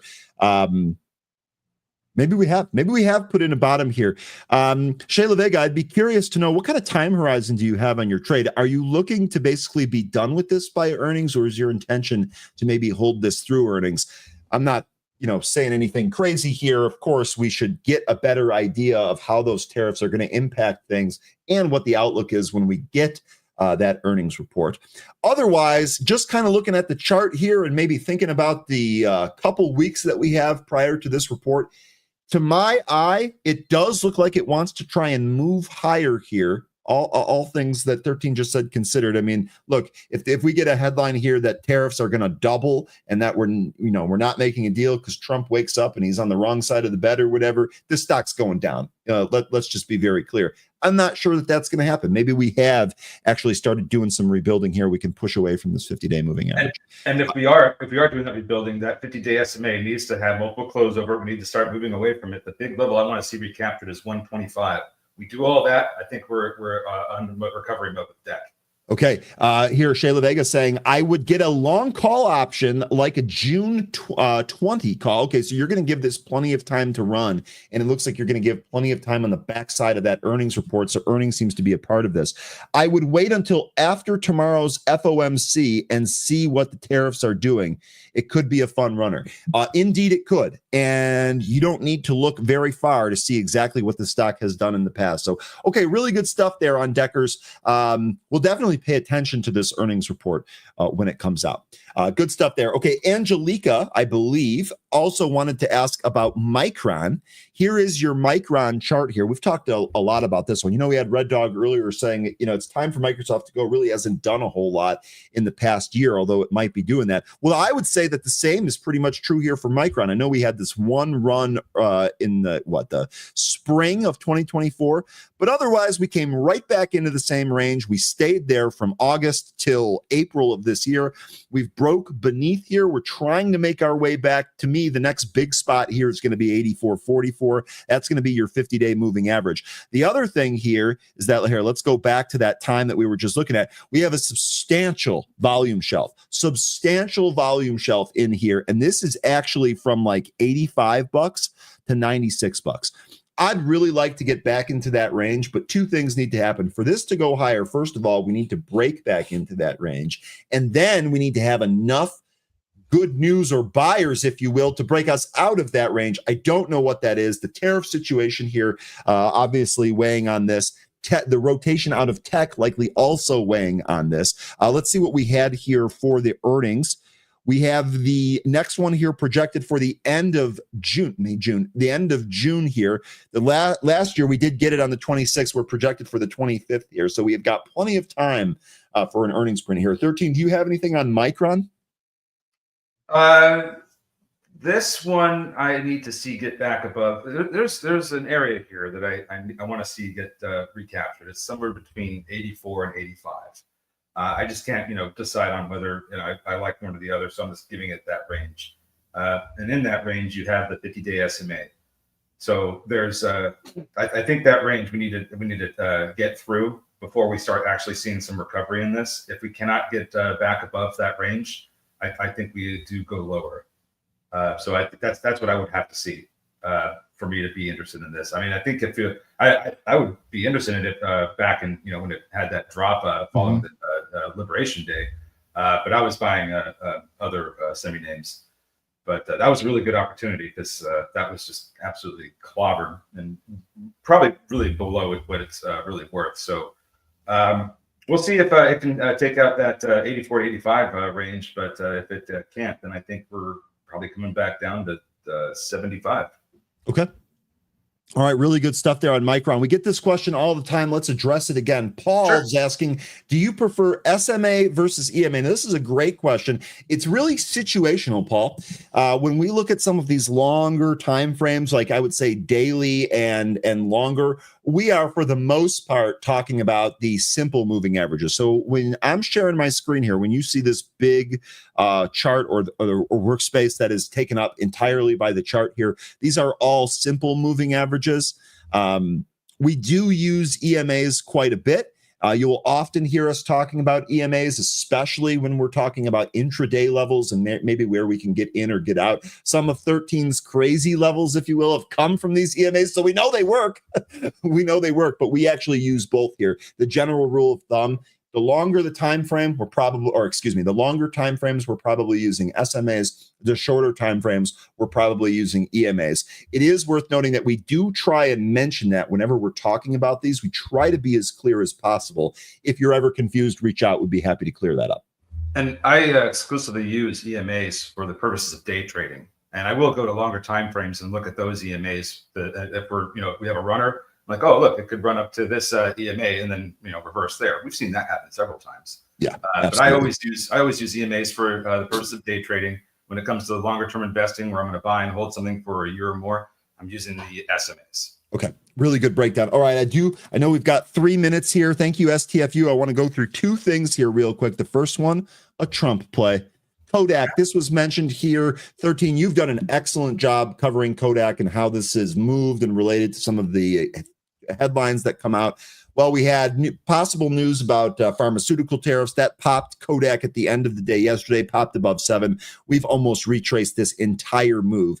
I didn't trade this. I'm not in it, but I would watch this in case we get more headlines. Worth noting, they have confirmed their earnings for this week, Thursday, after the market closes. 13, do you have anything here on Kodak? $8 is the resistance level. I don't think there's anything fundamental about, what all these crazy moves we've been getting. It's all about the connection between this company and Trump from that one time when he said something about the thing. That one time. Yeah, that one time when he said something about the thing about chemicals and how we're going to need them. And Kodak was like, I got them. So it's ever since then, it's just been kind of like, and I like jokes, but it's been a joke ever since then. So I don't really have anything to really lean on that makes sense. Other than every time Trump talks, this moves. Okay, there you go. And we will play that by ear. Okay, last stock that I wanted to cover here real quick is going to be TEM. This is Tempest AI. This, of course, famously, if you will, on this show, came into spotlight when Nancy Pelosi is just trading away and having huge gains on this. Here was that big move. We retraced a lot of that move. Some of that nonsense has been shook out here. So we find ourselves now pretty much battling this trend line. You had me, I think, put this on yesterday. Looks like we're still kind of dancing around that trend line. The good news here is that, look at this. We are above all of these moving averages that we just talked about.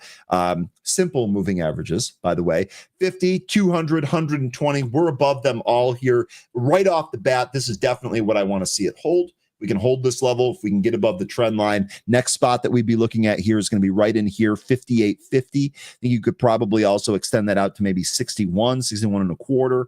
And we'll go from there. But those are 2 levels I got. What do you think here on Tempest, ticker TEM? Nancy Templosi.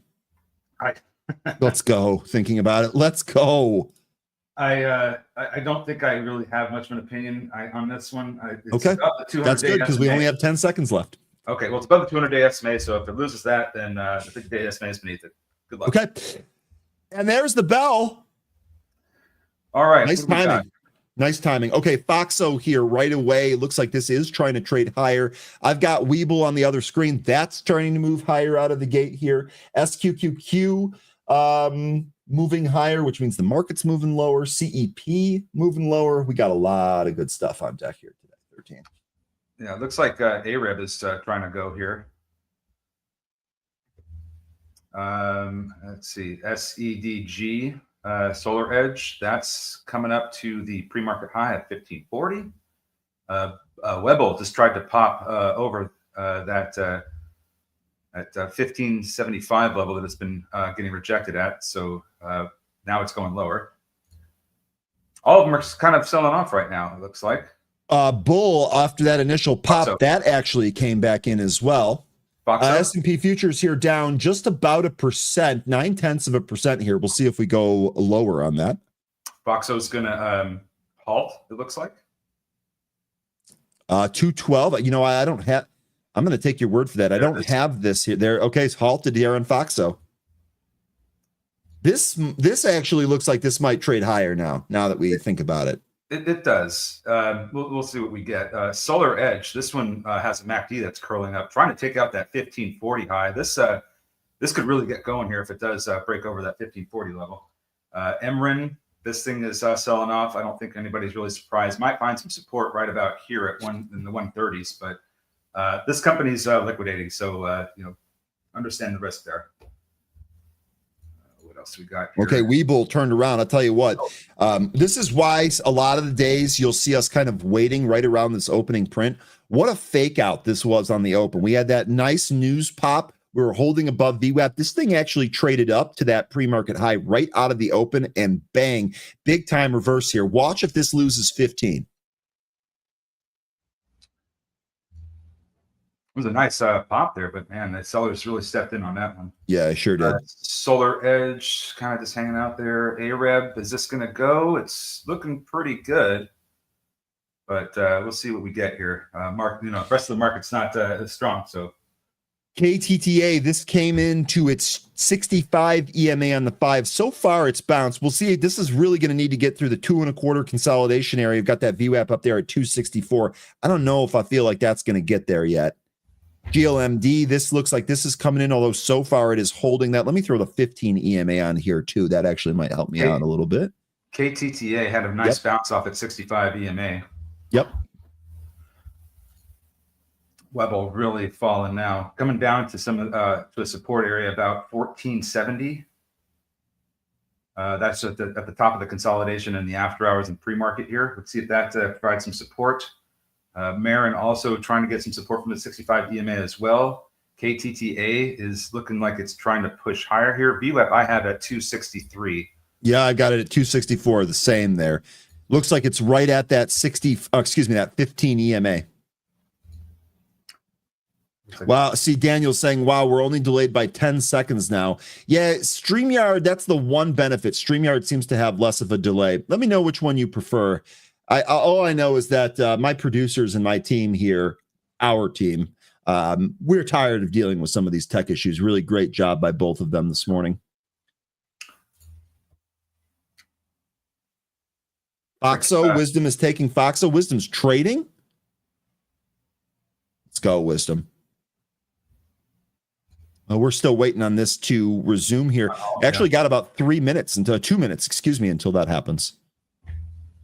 Yeah, I'm just TDUP, this is getting mentioned here by Deborah. Deborah, what's going on with this? Thread up. So this was a little bit of back and forth action here in the pre-market, but we're ripping out of the gate here. Thread up shares trading higher after the company reported better than expected Q1 results and raised its full year 25 guidance. What does this do? Thread up? Online resale platform for women and kids apparel. Resale platform. You think this is a trade down 13 on a consumer tightening at all?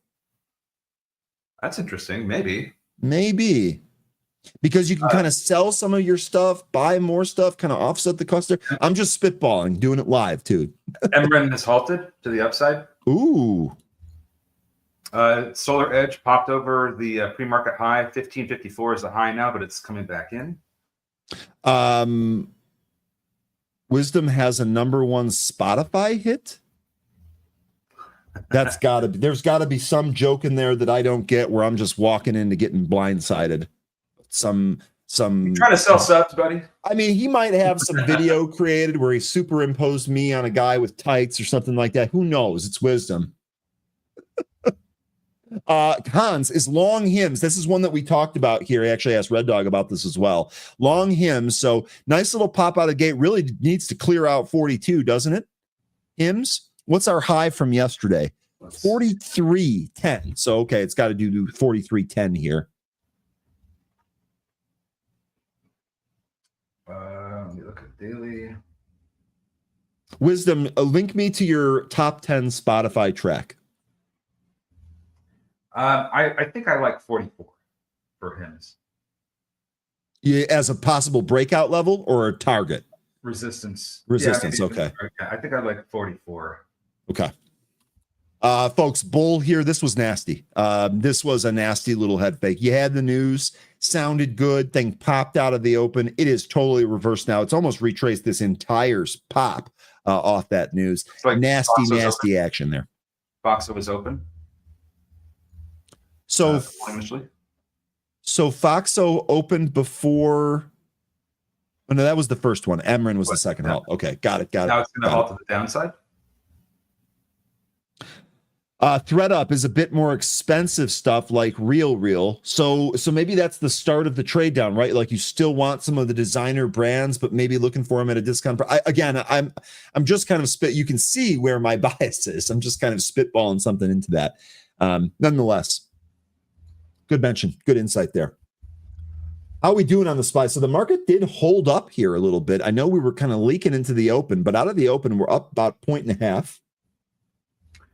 Webble did go down to that area, getting some support still. Let's see what happens with the next candle. AREB actually trying to recapture its VWAP here. See if it's got the strength to do that.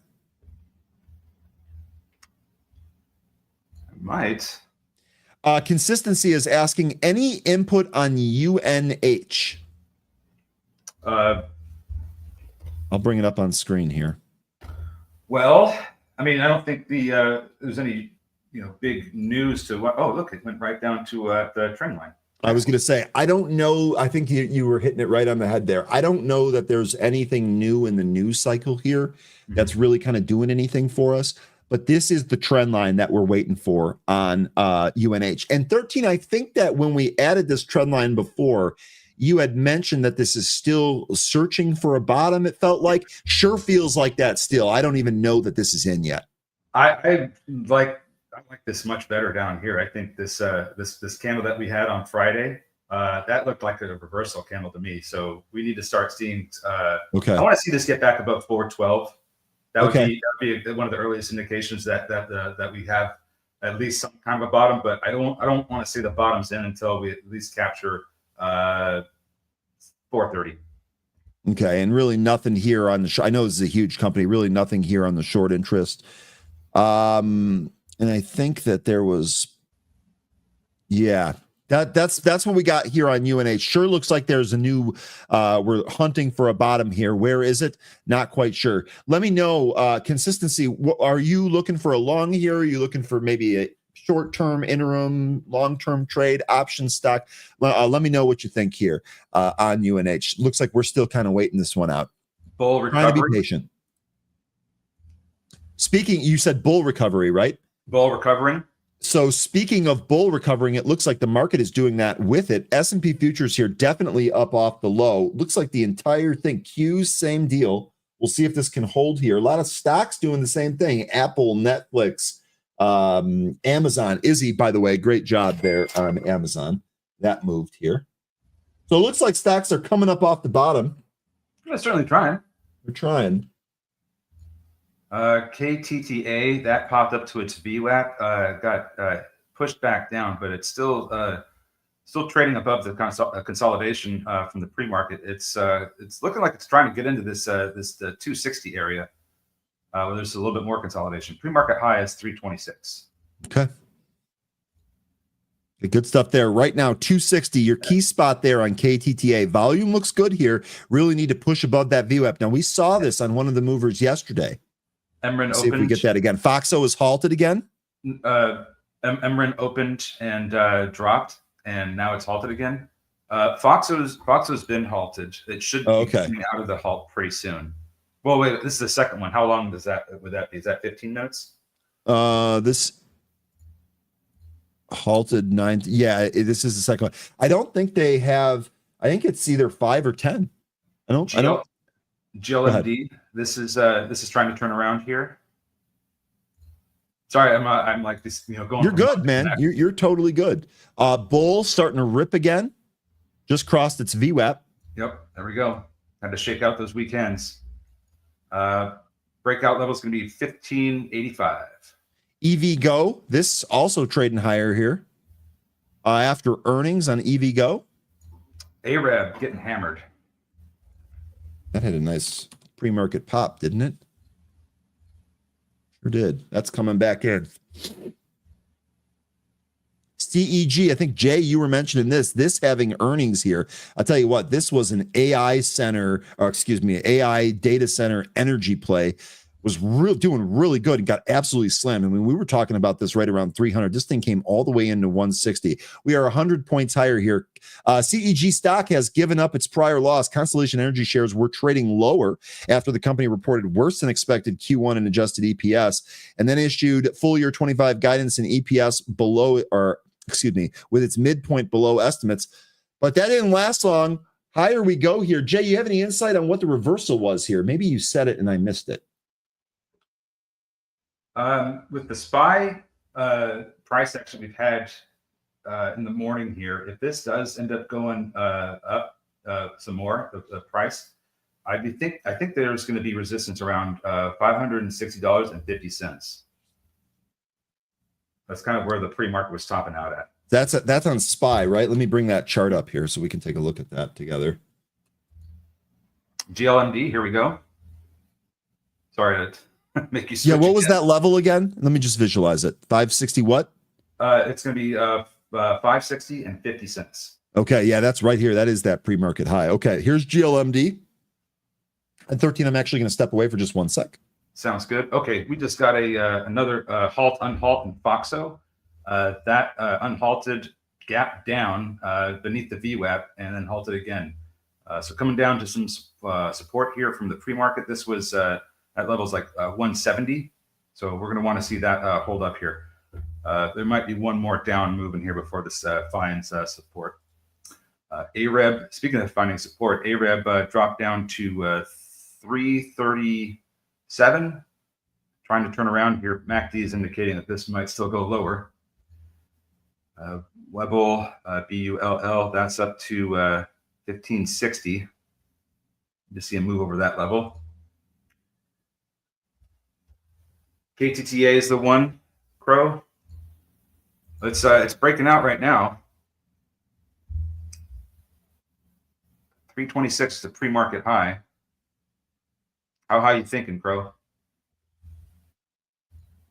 It's like GLMD getting pushed back beneath, back down beneath the consolidation from the pre-market. All right, sorry to leave you hanging, buddy. No worries. Might see a little bit of slow motion landslide, says STFU about AREB.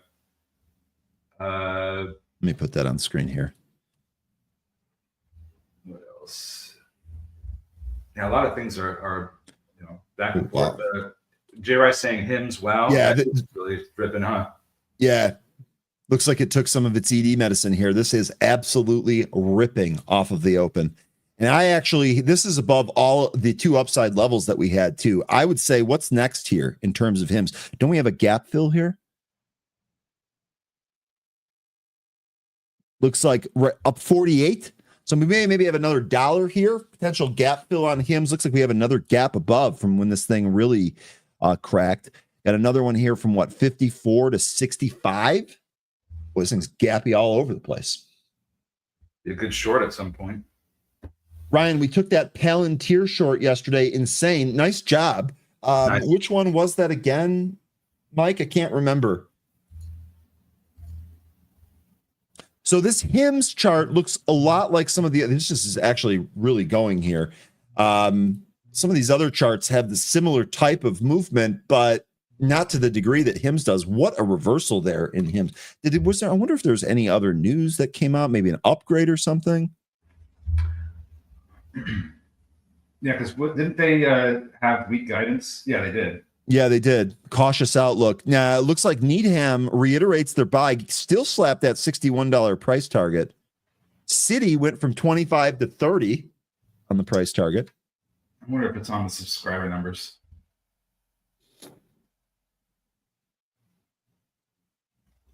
Him's ripping through 47 now. KTTA, Crow, you said you're going to be out at 3. You're almost there. Wow, that was a good move. We talked about this going back to the VWAP. Now we actually have some follow through on it. And 3, this was the former resistance. MRIN is unhalted, lower print now, trying to come back off of that low print and recapture the 65 EMA. Which stock was this? MRIN. MRIN. Sorry. This is the one that's dissolving. So be careful if you're going to trade this. Yeah, get your money and get out. Don't overstay your welcome here. CRMD Cormetics, they reported earnings here. They're moving higher. Post conference call. How did that number do? Beat. Expects to be at the high end of guidance. That'll keep you safe here. Cormetics ticker CRMD plus 12.5%.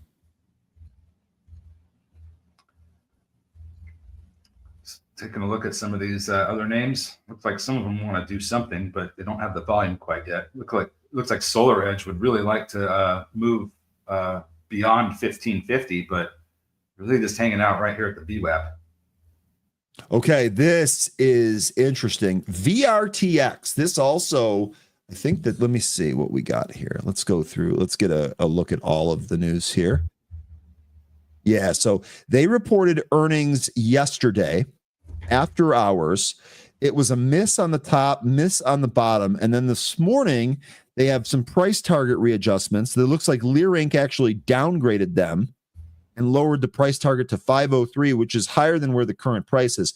Here's what I wanted to outline here. VRTX, this was actually a great trade at the end of last year for me.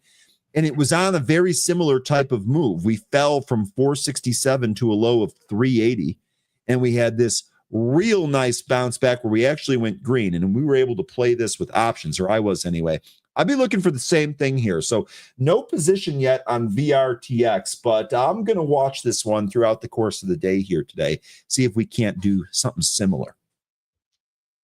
SQQQ is trying to push up again to the session high, 30.36. Okay, that would be great. How's that SQQQ short? Okay, glad we added that. Actually, I think we're up over 100% on that at this point. Crow, looks like there's some buyers that stepped in, like TTA. They really put a lot of bids out at 3. That might get taken out, though. Let's see if I can hold up here. If it can't, then I think 3 was a good choice. But it is they're holding it up right now. We'll see what that lasts. Okay, we'll see what we get here on the Qs. So far, so good. CEP, unfortunately, not breaking. I should say, unfortunately for us, that are short. I don't want to smack talk anybody. Not really breaking down anymore. Would love to see this roll over and crack 30 again. We'll be patient, though, because we were able to sell partial yesterday, book those gains, and pay ourselves on the way. AREB continuing its round trip here. Yikes. Is it going down more? Well, it's basically, it looks like it's almost retracing the entire move. We're right at the lows here. It looks like this does want to go test 3 to the downside. 65 EMA is at 315. Izzy's out here scalping Amazon. Stop me if you've heard that before. Way to get yourself paid, Izzy. Good stuff. There we go. Now MRIN is looking like the stock it should. KTTA, this thing is doing much better over 3. The stock it should. It's going bankrupt. It shouldn't be going up. Or it's dissolving. Dissolving. Yeah, I don't know if it's going bankrupt or not. That's I misspoke. I apologize. That might be a bullish play. We've seen how those. I was going to say, oh yeah, this XYZ stock is up 100% on news that it's filing bankruptcy. So with KTTA, we almost got right up to the pre-market high of 326. We actually hit 323, so just a few cents shy of that. Foxo here actually might be trying to reclaim its VWAP. We'll see if it's got the strength to do that. EVGO might be breaking out from 360. Ooh, look at the move down in SPY now. We're about to print some new lows here, I think. Is this we opened and printed a low of what is this, 557.55? We're getting pretty close to that. If we are going to go lower, I think that we're going to probably end up seeing some support around somewhere between 556 and 555. Okay. Somewhere in there. Foxo going lower. They just brought in a whole bunch of sellers. Tesla's reversing here, but it sure looks like the market wants to take a leg down, doesn't it? It feels like that. KTTA. CEP lower now. Let's go. KTTA might push into new highs, take out the pre-market high. SPY. Right, double top. This is another sell spot, by the way. Make sure you pay yourself. Don't have to be all out, but this is clearly another resistance level of KTTA. That gave us the VWAP and the high. Sorry, 13. Where are you going now? Oh, no, I was just mentioning that the SPY is also now making its way down toward that range I just talked about. Let's take a look at the TQQQ because that is going to be setting up here, it looks like. Yep. We are not really that far away. Well, hold on a second. We are just, we're not that far away. We need some more time. GLMD trying to push up through the session highs. This has a bit of a trend line here. GLMD with the trend lines have been popping 13. So if this has got a trend line, we got to throw that on there. Well, I think I see it. Yeah, and you will be pleased to see where it's actually running up against right now. I mean, I'm sorry for laughing, but it's just it continues to do this. Yeah, so let's get a break over that and see this get taken up to 175. I think that's going to be the first stop. Okay. if it breaks over this. We also have these series of wicks appearing here that aren't, they don't bode too well for upside, but let's see what happens to this current candle ring. Him's rolling over a little bit here. Lion says he's taking profit. That will get you a register ring all of the time. Nice little move there. 48 looks like it stopped it. I'm going to keep this on the 5 minute. Let me go back to that longer term chart, or excuse me, that daily chart here that we had. Here we go. Here's Hims. Okay, so we'll see what happens here. This may be invalidating the inverse head and shoulders. Excuse me, the head and shoulders. We'll see if we're able to do that there. We'll see. We might be getting that move in GLMD. Just need more volume. It's going to get a little bit more volume, and we'll have this thing go. Pete saying, did China send a tweet with 2 middle fingers, laughing emoji? Maybe we got tariff news. A tariff a day keeps Pete at bay. What do you think, Pete? I don't even know if there was tariff news. I guess I should look into that before I joke about that, huh? Market is really pulling here. Saudi Arabia, U.S. to signing deal in mining mineral resources, Captain says. Okay. So that's good news, isn't it? Yeah, but I think, remember we were talking about how some of these tariff news or these deals being announced could be sell the news events? Yeah.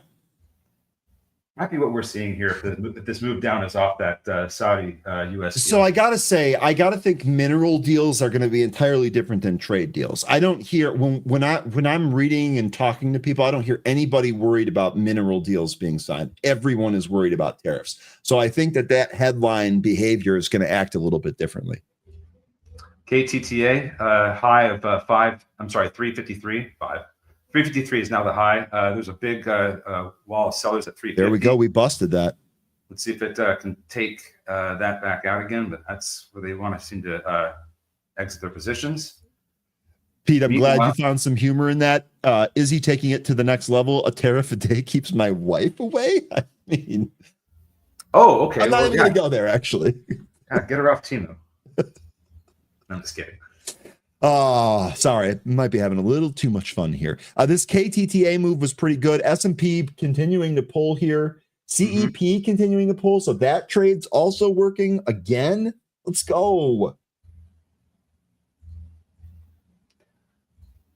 Things are either falling or going sideways right now, it looks like. Yep. Did get a move over that trend line in GLMD, but it came right back in. Let me go to GLMD here real quick. Either that's not ready or it's not going to happen. CF Horsman saying freight, that's also moving up. We had this one was one of the ones that was moving on Friday. 188 is the high in the pre-market, and we are at 172 trying to get to that pre-market high. This this is KTTA chart. This is the KTTA pattern from this morning. Looks very similar. All right. Oh, see if we can, I don't know, but that's one of the things that I'm going to be looking at. Can we actually bust and go higher here? Can you take a look at Clove if you have time? Earnings after markets. Yeah, Clove this is one that we actually look at occasionally here. Here is Clove. I do remember we were trading it right around this move away from $1, and it's done a fairly good job holding higher here. I don't know what to expect from earnings, though, because this is not one that I necessarily follow, so I don't really have a line on earnings. 3% of the float shorted here with 1.78 days to cover, 400 million float. Looks like it's got analyst coverage. Indeed, $4.5 and $6 price targets. Those are both fairly recent. Well, it has enough cash to keep its burn rate up.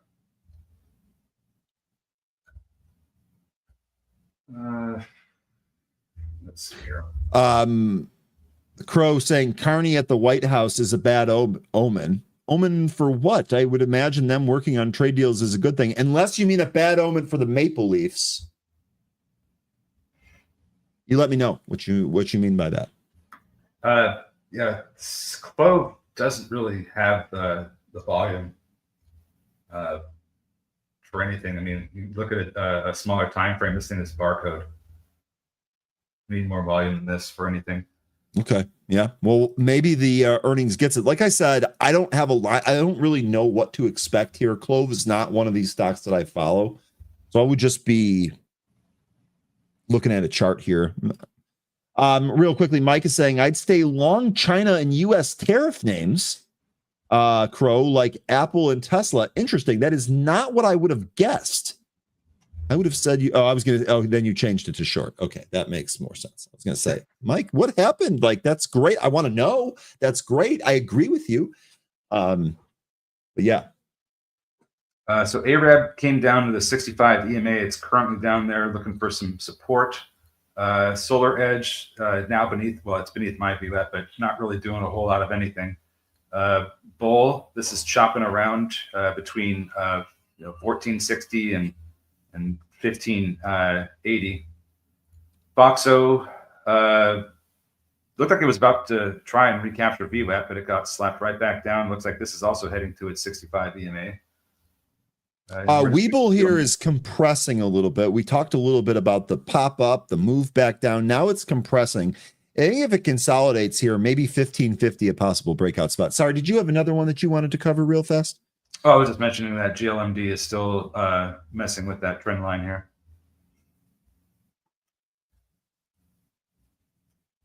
Charles wants to look at SKX.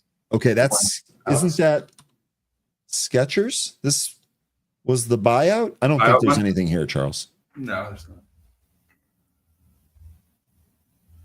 Oh, Graph here giving us some news from the Paul Tudor Jones interview that was happening on CNBC. I did see him on there. Paul Tudor Jones says the stock market will hit new lows even if Trump cuts China tariffs to 50. I picture Pete sitting there like Montgomery Burns, like this, just like very, very happy and kind of waiting that out. We'll see if that happens. Shopping list ready. What's that? Get your shopping list ready. Get your shopping list ready. And that's something that we've been saying for a while there. I don't think there is anything here on Skechers. Oh yeah, it is.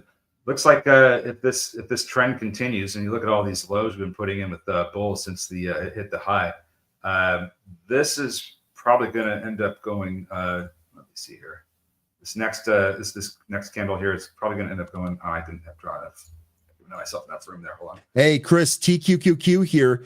So I've got the VWAP here at 56.30 and I have the price here at 55.60. I would wait a little bit more on that, but I think your eyes are in the right spot here. And I think if we continue to pull, eventually we're going to be looking at a buy spot there. Lion, where are you? Maybe we haven't heard from Lion because he's too busy dancing. Look at this. CEP cracking 30, day 2 of the move back down here. This is why we only sold partial. Told you folks earlier this year I was doing a really poor job of scaling. And this is definitely something going into the summer that I'm looking to do better at. This I am happy with because I scaled out of this properly. And this has been very easy to hold. The puts that I was holding here, when I paid 165 for those, they're a 470 ask right now. Great stuff. Let's go lower here. CEP. Emrin. Oh, 13, by the way, is the chat working better for you today in StreamYard? Oh, yes. I'm seeing everything, yeah. Okay, perfect. So I know we had some technical issues. We just want to thank everybody for being here. Please hit the like and subscribe today. You're not hitting the like and subscribe for me in 13. Well, you can if you want, but what you're really doing is hitting it for our producers who are able, under a time crunch, to get things ready to go. Really appreciate that, Aaron and Michael. Smash up the like for our producers. They're the best in the biz. Yep, dealing with all the issues that we can't. Yep. Looks like KTTA is kind of consolidating up here. Hit a high of 353. Now it's trying to find or hold the support at $3. Yeah, and Chris, we didn't get any data. There was nothing on the list here today.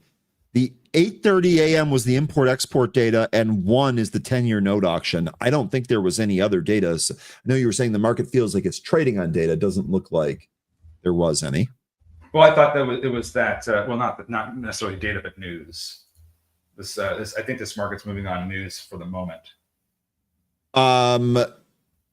Triple H buyout from Ackman. This was a stake, and he was on CNBC talking about this yesterday. By the way, earnings in 2 days here on Howard Hughes Holdings. James saying, I guess we really do have a small class here. James, that the like number is weird on YouTube. It's one of the reasons why we ask you all the time is because we're never really sure what they are. They change all of the time here. I will say our audience is great here today. KTTA popped up to the new session high, 357, and it's pulling back a little bit. Nice little bust there. Here we go. Wisdom with the pro tips, as you've come to expect. Ryan, my scale strategy might work well for you. It's one I use sometimes. I buy a 12-pack of your choice of beer and take a position and drink a beer, and then buy more after each beer. When the beer is gone, you sell it. So wait, you're buying beer after it's gone? No, you're buying beer to prepare for the trade, and then you're drinking beer. Okay. With the hopes that the drinking of the beer makes the stock go up, and I know you lost me too. I can't drink beer, guys, at 8 o'clock in the morning. I just can't do it. Trade balance came in worse than expected this AM. Okay. Let's see that. I'm trying to see that. I love this. Oh, Jay, thank you for doing the napkin math, Jay. In fact, I'm going to reshare this later today. I'm not even going to ask you for your permission. I'm just going to do it. So thank you. Ryan, if Palantir had the same PE as NVIDIA, it'd be $7. Oh, gosh. Foxo is halted to the downside. It's looking kind of bearish with this, what could be a double top here from the pre-market into the regular session. So this looks like it's going to have a date with the 65 EMA at the least. Don't know how much further down it'll go after that. Look at this, Lion. Sorry, Ryan. I'm watching a house I want to bid on. Lion is trading houses. He's saying, stuff your socks. I'm going to trade houses here today. Are they cheap enough? Hubert's asking anything about Mercado Libre as earnings are tomorrow. You know, this is another one. What's the ticker on that again? I always mix this one up with MCRB, Mercado, Nelly. That's right, Nelly. Okay, earnings tomorrow after the market closes. It was Hubert. Hubert, I'm sorry, man. This is not one that I follow. We do talk about this occasionally in the happy hour. One thing here to keep in mind, this recent double top, this thing sure looks like this wants to move lower unless you continue to back out, because this thing looks rigged from right to left to just keep going up. I'm sorry, my man. I have no interest, or excuse me. I don't follow this, so I don't really have any insight to give you. I'm basically just looking at the chart here. Not really a whole lot of short news. 13, do you, I know we don't talk about this often. We do mention it occasionally. Do you have anything on Mercado Libre? Nelly? So it's the Amazon of Latin America? Yeah. Well, how's business down there? Are they you know, I guess that's what I'd be wondering. Is the consumer strong down there? I don't know about that, so I'm just going to go to the charts, see what they're telling me. Yeah, Pete's saying that Mercado Libre got deported to El Salvador. Jeez. So, sheesh. I guess you're short, Pete. As far as products to the port of entry. Let me know if you have anything on this one. I'm sorry. I know I want to answer as many questions as I can, but I feel like if I don't have any quality insight, I'm not going to BS you. CEP continuing to print new lows. GLMD is moving better. Not really large volume, but it's above the trend line now. So this one thing I'm looking at here with Nelly, gosh, what the pricey thing this is. It looks like the MACD is indicating that it's likely rolling over. You're one of the earliest areas that I'd be interested in for support would be maybe 2140. But it still looks like even that might not hold up. So it's all going to depend on how earnings go. But I don't know. I think if you're going to want to get any kind of edge on that, you'd have to see what the consumers in Latin America are doing. Are they buying? Are they hopeful for the economy? If not, then maybe Melly isn't going to look too good. Yeah, you know, one of the recent discussions we had, one of our happy hour members does a lot of business in South America, owns a home there, and travels there often as his part of his family is from there. And he was telling us recently that there's a lot there. He's very bullish on some of the things in South America, sees a lot of opportunity down there. But I don't know if the e-commerce play is the way to go on that. I'm trying to think back to all of the stuff that we talked about. I can't draw any conclusions, really, if you will, on that. And how do they get their products to their consumers? I mean, do they have a decent fleet of vehicles that can make these deliveries? Is it through the company that they're doing it, like Amazon, or do they reach out to somebody else? Partner with Rivian, partner with Tesla. Just kidding. Maybe. Yeah. Are they making it? Do they have web services? Yeah. I am interested, though, real quick, Hubert, if you've been following this for a while, if you have like a gut feeling, I am interested in what you think of Melly. STFU says they transport their stuff by donkey. I don't know about that. Still think they have engines there. Oh, I see. Good morning, so basically, Amanda. they do get it there pretty quick then because they're hauling ass.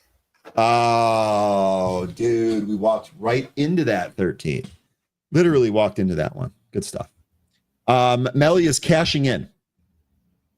There you go. So do you expect Melly to pop post earnings?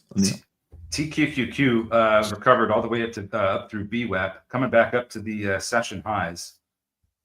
Might run into some resistance around 56.50. And that doesn't give us anything yet on the SQQQ. No, unfortunately not. It looks like ARED is trying to turn back up here, but going to need some better volume than this. Foxo is now open again. This probably will hit the 65 EMA before it shows signs of recovery. It's also trading near, I think it's going to hit the 65 EMA because that EMA is right near where one of these lows from the pre-market is after the impulse move. Ed's asking any BMY news to cause this sharp drop. So I don't know why, if this is necessarily responsible for causing the drop. I would guess.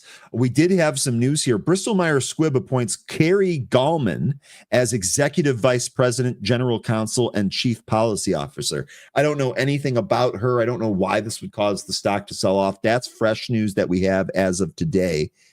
Bristol Myers to spend $40 billion in the U.S. over 5 years, CEO writes in Stat. That was, I believe, news from yesterday or over the weekend. That was written up into an article. I don't have anything else other than this executive vice president, Carrie Gallman, I believe is how you pronounce her name. Executive vice president, general counsel, and chief policy officer. It's the only news I see for Bristol Myers. That's so they're looking to spend a little less than like a year's worth of revenue over 5 years. I think that's not going to really help their that's a large expense. Maybe that's why it's sinking here. Okay. But also you have, if you look at the daily chart, you have this 20-day SMA that it's kind of providing a little bit of price suppression. We just got that here from the start of this month. We tried to recapture it because we lost it. We lost it a while back in March. And couldn't recapture it in April. So here we are trying again in May, got rejected. Probably will see some support around 47 before it tries again. So I would be keeping an eye on that.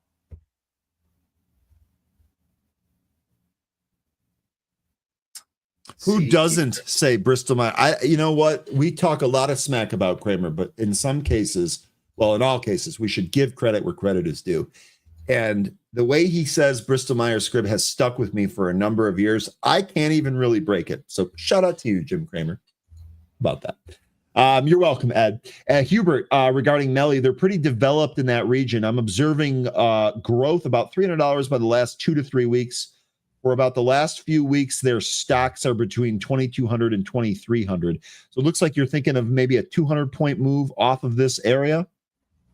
I agree with your initial assessment there that they're very developed in that area. Crocodile Dundee saying Upwork is making them money too. He's on the money train. Uh-oh. Okay, there we go. Looks like the SQQQ is going to go down and test that 65 EMA again on the 5-minute. Let's see if SQQQ gets us some support from $30. Let's have it. My calls, by the way, expire this week. They're the 32 calls. Really, what I'd be looking for in terms of closing those is a move to 32, maybe a little bit prior to that if it shows that it's kind of slowing down. But I'd really like to see SQQQ print 32s. S&P futures here are bouncing now off these lows. We love you too, Wisdom. Big time hearts. And so 559 on the SPY, that's a level that I've had for a while. We actually were getting some support from that in the pre-market here. Lost it. When did we really actually lose it? I guess we lost it around 7:45 this morning. Tried to get back above it, but couldn't until we opened, and then we lost it again. So 559, pretty important level that we've been dealing with all morning so far. Okay, Yassine saying Palantir at 106. Thoughts on that? Okay, so remember, we were talking about a potential pullback level here of about 110. I know we were at about 113. We talked about maybe 110, maybe 111 there. We went way through that there. So here we are at 106. I guess the next, Yassine, this is a good question. The next step here, where's our next level of potential support on Palantir? Well, I'm going to have 102. So I've got a trend line. I'm not surprised at all about that. We're hitting it right now. If you want to draw it yourself, start from December 9th of 2024 and draw the line through March 25th of this year. And just keep it going. We're right there. December 9th is right here through March. Oh, you were hitting these highs right here? This the draw through the March 25th. There you go. I've had this on here for a while. Yeah, because this is, I remember this because this was their earnings where they gapped and popped above. And then you also talked about this trend line as support on the way back down, which is exactly what we're doing here again today. It's been, let's see, well, there's only been one time, maybe two, since that earnings where it gapped up, where it actually provided any support or resistance. If you look at, and maybe it did better during intraday. But if you look at February 24th, that's a move right through it. We did back test it as resistance on the 27th. We did test it as resistance on the 25th of March. But then you fast forward to April 23rd, we test it as resistance, break through it the very next day. And now we're back here testing it as support and losing it. Paul here saying Palantir down to the 88.95 zone. Yeah, I like that. I don't remember exactly what area I was saying yesterday, but it's about there. 88 to 95 puts that 50-day moving average pretty squarely in play there. 88.72 is going to be your 100-day. Paul, this makes a lot of sense to me. I don't think I'll get my 60, at least not in the near term here. This zone makes a lot of sense to me. Good stuff there. Good morning, Smoke Tuna. Bonjour. Great to see you again. Charles says a good ad for him is $18. Oh, no, you're saying it's minus $18. Beg your pardon. Remember, Palantir was under $10 2 years back. Also asking, what's the next Palantir? That's the question. So we floated the idea, or maybe not we, but several folks floated the idea of BBAI being the next Palantir. Well, that did not materialize. I'd be careful about looking for the next Palantir. I think you're right, Mike. It's just I think that's going to be a tough ask. That's all. It's not on the market yet, but I think it will be. I just don't know exactly when. I think Andrew. Mm-hmm. Yeah, that's the one. I would be. I'm also kind of waiting. Just full disclosure, I'm also waiting for that one. I'm a buyer of that. Yeah, I'm very interested in when that company IPOs. All right. So as far as these movers go, level is just kind of going sideways. Solar Edge. Solar Edge looks like it's trying to hold above 1450. We'll see if that ends up happening. AREP did get a bounce off the 65 EMA. It took it back up to 350. Excuse me. And then it lost that level again. So maybe it comes down to the 65 EMA and finds support there again. Very, very slow moving right now. GLMD, it did move over that trend line. It did get as high as looks like 170 before it just started going sideways along with VWAP. KTTA, this one's been the better mover this morning, and it looks like it might not be finished. We'll have to see if it's running out of gas or not. It may be. It sure looks like it. Boy, this is kind of a quick. This is accelerating on this pullback. This actually pulled back to that initial pre-market high area there, KTTA. Yeah, I'm waiting to see if it falls through that or not, or if it gets support there. And what else? So it looks like CEP is trying to search out a bottom. Don't have anything else right now. Looks like SPY's coming right back up to that almost 560 area. SPY is bouncing here. I'm almost wondering if those SQQQ are going to work or not. Those are such short term. I should probably just trade them, huh?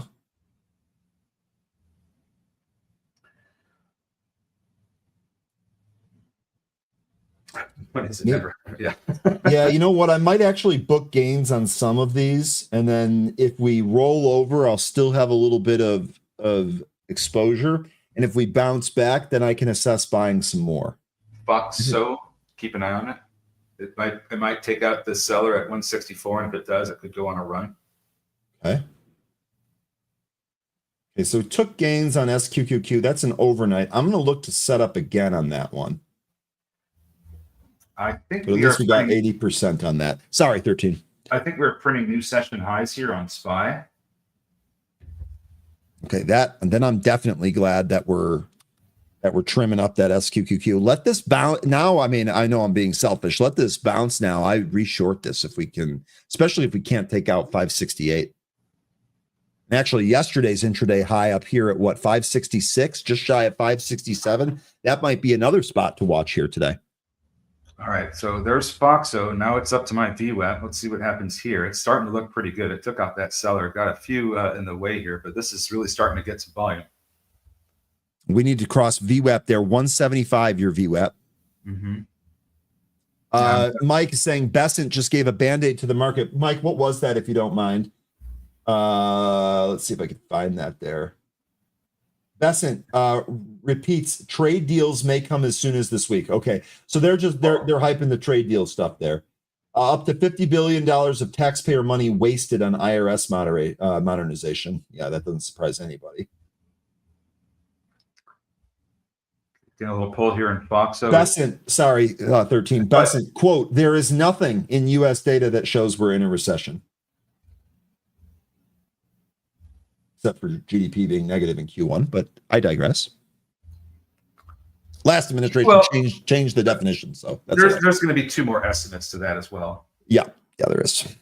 I know what he's trying to do. I'm gonna keep looking forward there. We all see what's happening here. It's like, have you ever seen Moana? I see what's happening here. Everybody has kids, you know what I'm talking about. Yeah, I haven't seen that at all, but I still see what's happening. James is saying he said nada. He said nothing new, right? Right, because all that stuff that I just read to you, the quotes that I just read to you, that's all stuff that we knew already. So to your point about nothing new there.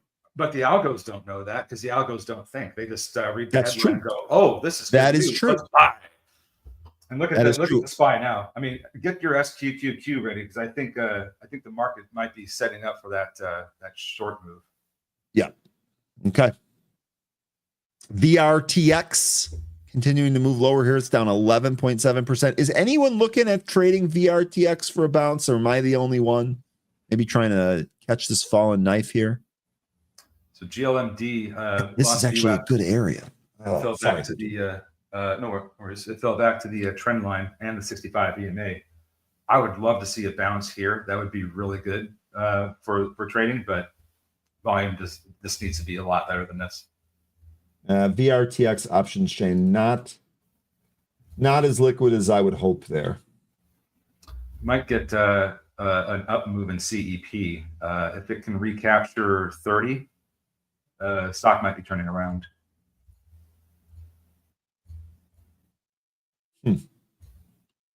All right, here we go. Look at this. Look at the move down in SQQQ. Let's see. What would that put it at? That's not far enough. We need this thing to come down to at least 925. I'm sorry, 2925. Basically, we need to fill this gap to the downside that we created from going between the after-hours session and the pre-market. That gap up, we fill that. I think that would be a great time to go long on SQQQ. Okay. This is basically what you're telling. You're talking about like a 2940, 2950. Yeah, because that would give you like about a little less than $1 away, $1 spread between the VWAP and the price. It's not what we're looking for, but that area right there, where we got that consolidation, we fill the gap and find support in that consolidation. I think that's going to be the spot there. Okay. So we'll just see where the VWAP's at and what the price is at when we get down there. But look at this move in the SPY. Yeah, moving the SPY here is crazy. And by the way, we talk a little bit about the tick just to show how aggressive it is. I have the high tick print here of 523. So nothing crazy there. Advanced to decliners opened red, currently at minus 560. So that's actually closing the gap there. Breath on the knees flipped green. Everything else still in the red. Looks like Foxo is trying to turn green here. It's going to probably find some resistance around 185 though.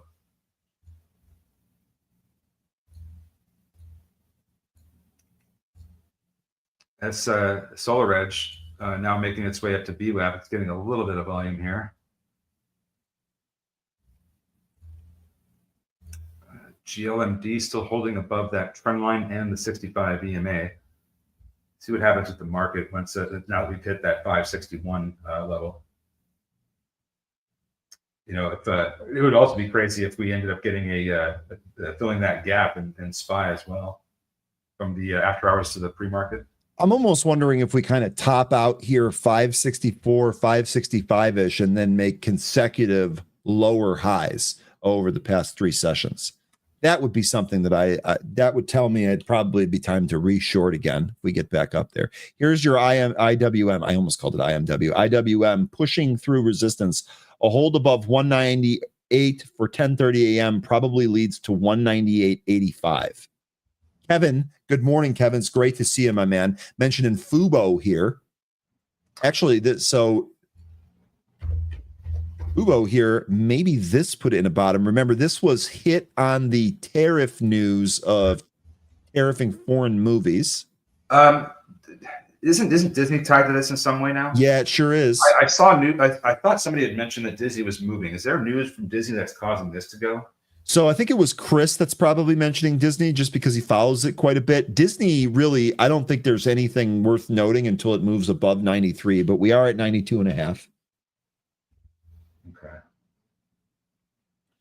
Jay mentioning Bitcoin here. Bitcoin ramped off the lows. 95K was the high there. Bitcoin went green. Watch it. It went green 2 weeks before it started moving the indexes. Watch to see if the gold pop gets sold into. Okay, so go ahead, 13. Sorry. Foxo is halted to the upside now. It broke through VWAP. MACD is starting to curl. We're going to get a crossing soon, and this might move here after we unhalt. So okay. I'll throw Foxo up here, especially if it's going to move after we unhalt. As far as what Jay was just talking about here, here's gold. Now, if gold, or GLD anyway, if GLD continues to push up, we're actually going to have a fairly nice double top here. This might get sold into. See if we do. Sideshow T saying Andor on Disney is good, the best show they've had out in a long time. You are not the first person to say that. I've heard a couple of people talk about how great Andor is. They need to get rid of Kathleen Kennedy. Here's Foxo halted to the upside on a VWAP reclaim. God, I didn't even realize that. Oh. It looks like KTTA is trying to, oh man, I don't know. The MACD is telling me something else other than what I'm seeing here, but it looks like KTTA is trying to hold above the VWAP. Sure does. I'm not sure it's going to be able to do it, though. It would have to have a lot of volume come in right now. Oh, they just love Baby Yoda. So the amount of Baby Yoda stuff that came out, what was it? Was that Rogue One? When did Baby No, Yoda? that was Mandalorian, the first season. And Mandalorian. So when that came out, the amount, that's like all I saw. That's like all I saw on X. Nothing about the show, just about the Baby Yoda. James, I think you might be onto something. And they're not even using his name. They just keep calling him Baby Yoda. Put some respect on his name, folks. Isn't one of these streaming services just begging for a show that everyone has to watch, like The Sopranos? That is a good mention. Is there any show like that? I heard Yellowstone was good. Probably need to check it out. The only things first of all, I don't think anything is comparable right now to The Sopranos, just to be respectful to them. I also don't want to get whacked. But in addition to that, there are a couple of bigger shows right now. Yellowstone is definitely one of them. Landman is another one that gets talked about all the time. There are a couple, but I think you bring up a really good point, Chris. We really haven't had that big show that just captivates everybody. I mean, I remember back in college, people were taking Monday classes off so that they could watch the finale of Sopranos and then react to it with whatever happened. They literally planned to not go to class on Monday, which doesn't make any sense to me. I enjoy Landman when it's always Billy Bob Thornton that's talking, but every scene that has the mother and the daughter, that's when I don't like it. Okay. I'm going to have to watch that now. We'll see what you mean there. Mobland. Fahad tweet says, Mobland. I've heard good things about this too. Shogun on Hulu. So you guys are naming these really good shows, but I don't think any of these have the pull or the big landmark status that Sopranos did. I think Chris's point still holds. There is no one show that just captivates everybody. And to your point about the streaming service, these are all content plays. So if we end up getting that actually, I think that stock actually might be a pretty good one for a potential trade there. KTTA still trying to hold this area 13. It is trying to hold it. Got 30 seconds left in this 5-minute candle.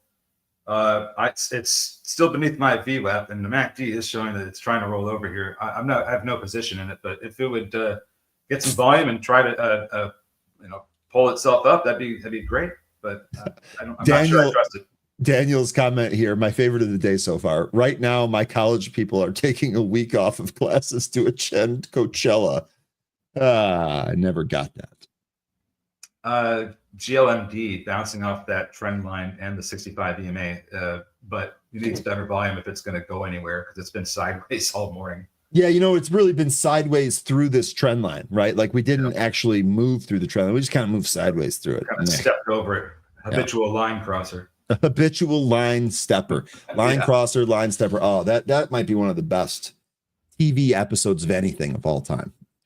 I feel like True Hollywood Stories with Charlie Murphy. I feel like we got completely robbed when Comedy Central and Dave Chappelle couldn't work things out. Yeah. Such great content that he came up with. Yeah. Yep. 30 seconds on Foxo. Thank you, STFU. There we go. Let's load it up. So we're just waiting for that unhalt. See what we get. Coachella is lame. Been there, done that. Got the T-shirt. Lol. I've been to desert parties, never Coachella, but after like maybe a day of being there, you're like, I'm pretty good. Here we go. Open Foxo's open. Yep. Initial pull. See if we get a push up here or not. You look like Mike. You actually met Charlie Murphy? Because I'd love to hear some of those stories. Here we go with Foxo. It's not the doggo we thought it was. I was going to doggo. That was good. I'll be honest with you. I was thinking as soon as this opened, I was like, uh-oh, here comes a plunge. 195 has some decent size there. 2 might have some more. They're actually walking that down now to 193. Looks like STFU is anticipating that as well. That was a nice pop, though. Here we go. Back down to VWAP. Would go all the way up to this? Just it looks like it's just going up to 2. If it breaks over 2, this is probably going to make new session highs. I would agree with that. And then our pre-market high is really going to be that next target. That's 223. All right. So, gosh, you're not. Ryan would fit in well at Coachella because of the tights. Oh man. I'm going to disappoint a lot of people when they meet me in person for the first time. They're going to think I'm just wearing tights all the time, and it's not going to be that. Producer, could you maybe make a Robin Hood Men? I think you may have done that already. Robin Hood Men in Tights. Yeah, he did that. We don't need to do it again. He did that. Yeah. Sorry, I forgot if we did or not. We're not going to recycle old content. Wisdom, you are now the habitual line stepper, brother. You have now become a habitual line stepper.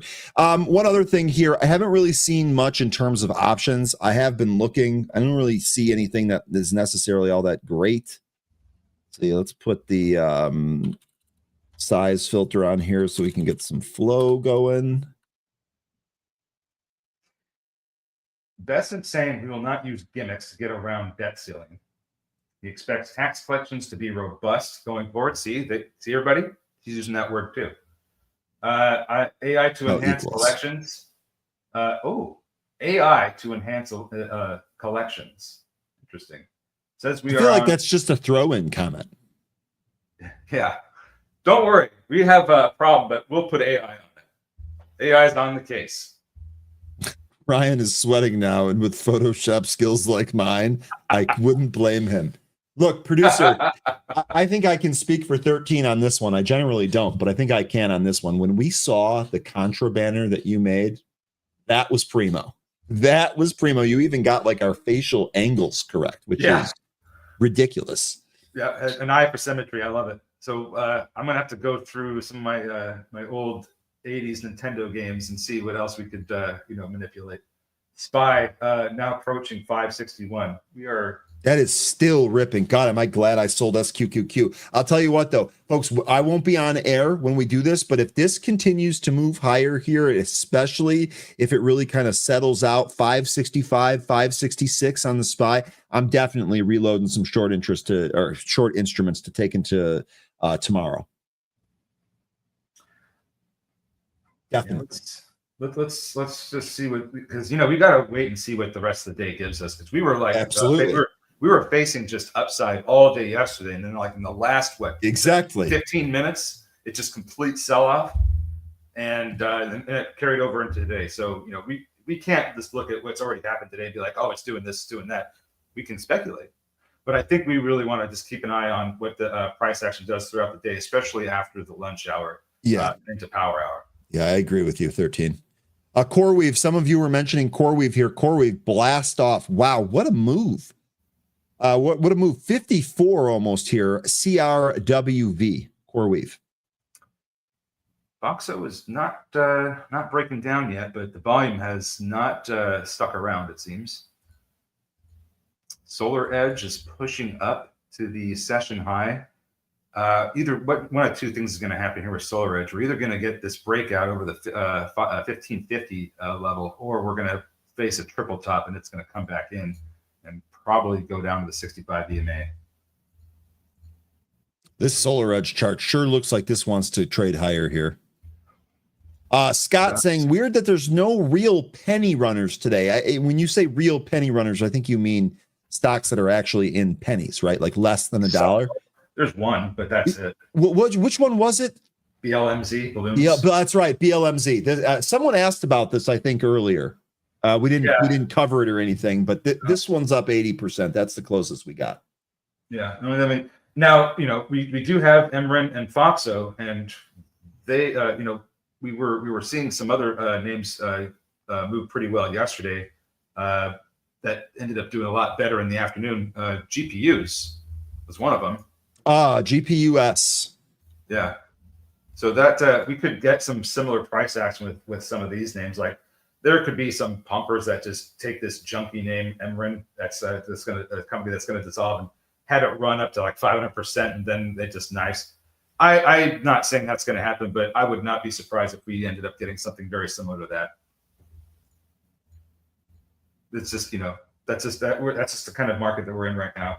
These 100% runners turn into multiple 100% runners. Okay. And then they die. Ryan, watch cooking.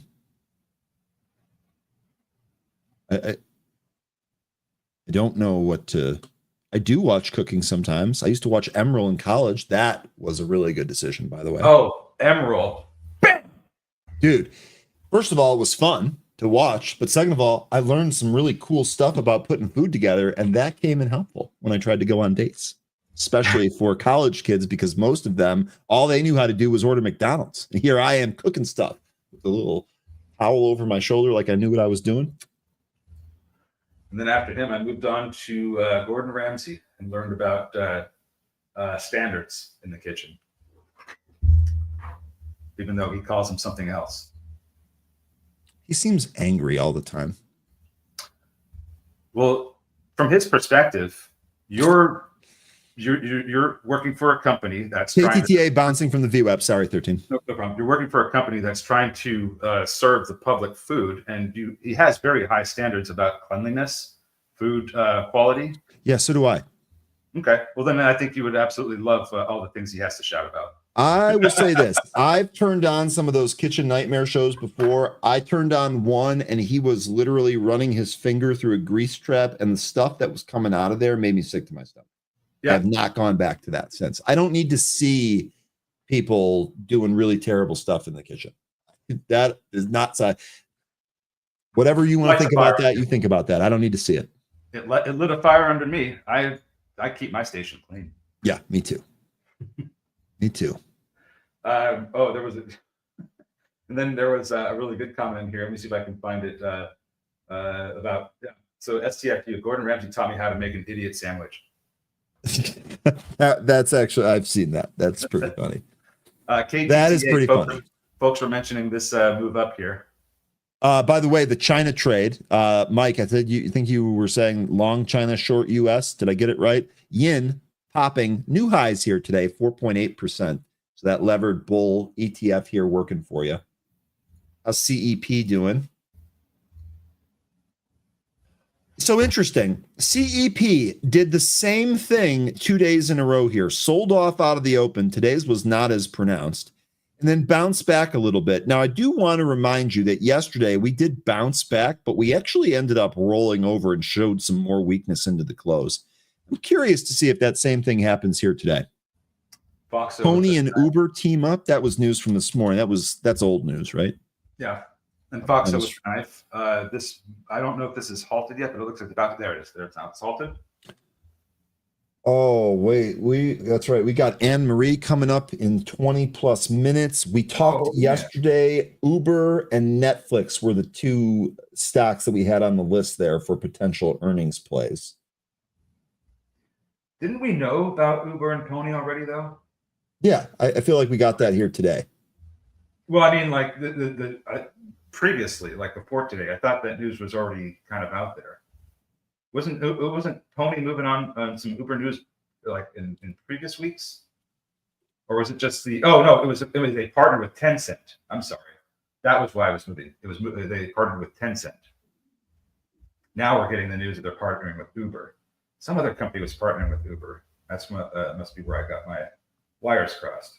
Hey, I'll take this. Lori, good morning, Lori. Nice to have you here. Good morning, everyone. I want to say thank you. I made money yesterday on GPUS and today on Foxo. Your Da Vinci lines were key. Oh, no. Oh, you are comparing us to Leonardo? I appreciate the compliment, but I know that this is just going to carry over into some behind-the-scenes chatter about the different names that folks have been trying to give me about these trend lines and whatnot.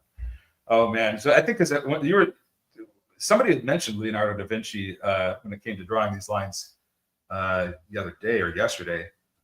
I don't need fancy nicknames, folks. 13 is my nickname. Call me that. I like how it's people know you more by your nickname than your real name, which I think it's really a sign that you've made it. Lori, what? I did it. Lori, really good stuff. One thing I will always remind you folks, at the end of the day, it is you folks pressing the buttons. So yes, we will definitely appreciate saying thank you and all of that. But be sure to reward yourself. Be sure to pat yourself on the back as well. Really, really good stuff. Someone said it yesterday, Lori said, yes. There we go. Your Da Vinci lines. That's great. Glad to hear that this is helping and that folks are making money. That's really, really good stuff. Amanda prefers the Ninja Turtle Leonardo, though. Who is your favorite Ninja Turtle?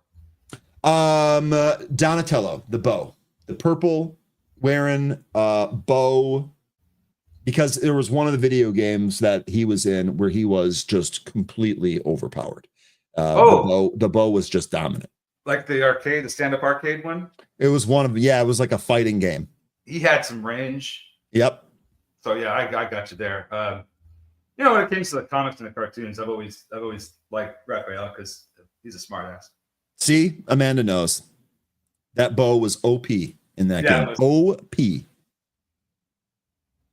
Yep. Raphael was useless. Size. So let's talk about size for a sec. I feel like if that was my weapon of choice, instead of doing damage to the enemy, I would end up stabbing myself with one of them. That's I don't see how that is a good. Give me a sword, give me 2 swords, give me a bow, gun, whatever, nunchucks, even nunchucks. Did I just say nunchucks? Nunchucks. But size? That doesn't make any sense. Hans is asking, why is Ford going up here today? Ford stock has given up its prior loss. Ford was trading lower. The company suspended its financial guidance due to the tariff-related uncertainty. Did we get any other news on that? Price target raise. So I don't necessarily know exactly why, Hans, but we talked about Ford yesterday. I think we talked about this being, if this really kind of sold off again, what did we say, $7-8 or so? We were looking for it to go beneath the low that it recently put in after the Liberation Day, which is like we were looking for it to go under 850. Basically. I have the ROM of that game. I should introduce my kids to that tonight. Yeah. You are the cool mom on the block if you are introducing your kids to Ninja Turtle ROMs in the evening. That is a big W. So, I don't know the exact reason why Ford's rallying right now, but it might be on Besson's comments about tariff deals coming as early as this week. This may be speculation that deals with Canada and Mexico are coming this week. Okay. I don't have any evidence to back that up. Just kind of trying to find an answer for why it's moving, because it seems like a bit of an outside move here on nothing.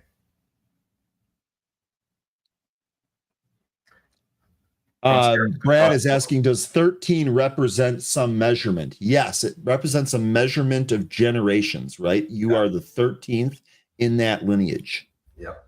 I believe those are the correct terms. That is it. Ford actually continuing to push higher here. I'm surprised. Normally we see option activity in Ford. I didn't see anything. Yeah, I mean, there's some in here. I don't think any of this is notable, to be honest with you. So I don't know there on the option stuff. Let's see what we had here for size. Let's see if I could sort this. Biggest one today, AZ. Oh, that's a penny stock. Come on. HRTX. Aaron Therapeutics shares are trading higher after better than expected Q1 results. So someone was trading 3 calls on that. I'm also a prime member, and Mike loves prime numbers. Baker's dozen? No. ENPH put. Ooh, this is a big one. $3.2 million on 5K worth of contracts. This is going to be the 50 put for June. I was wondering if that's a closing trade. Yeah, that might have been. That might have been a closing trade on ENPH, waiting for the earnings report. Yeah, that was a huge trade. Anyway. No, Lion, if you had joined us last year when I started doing this, you would have seen me with a larger beard. More not necessarily Santa long, but it was quite full. It was we called it a Grizzly Adams beard a few times. Yeah. Uber calls. This is, I'm really interested in this for earnings. I'm definitely going to ask Anne Marie, but I might even play this one. Amanda, I know you said a Palantir double butterfly might make sense now that earnings is out of the way. The sarcasm is hilarious. 13 is not his real name. It's also a callback to the 13th Warrior. You guys are hilarious today. Must be a good day of trading for you guys, right? Either that or we're kind of sitting around here. Speaking of sitting around here, we continue to move higher here in the market. We're now at the point where an SQQQ setup might be on deck. 3013 is your VWAP, 29.71 is your price. I know that's only 40 cents. Remember, we're looking for about $1.15 on this one. We get any type of like big pump here in the market. I think this actually might set up. You mean bigger than the one we're getting now? Yeah, I mean, I really want to see a fast move that kind of extends some of these ETFs from the VWAP. Given the move we've already had, maybe we won't see that here today. So coming down to the 200 EMA on the 5-minute for SQQQ might get some support there, but I still want to see this gap fill. Just passing through, we did not lose sound. As far as I know, we've dealt with no tech issues since the stream started. Yeah, it's been pretty good. It's been pretty good. I haven't checked on the likes though, so make sure you smash that button. That's the one thing we still have to check on. So there's AREV down to the 200 EMA.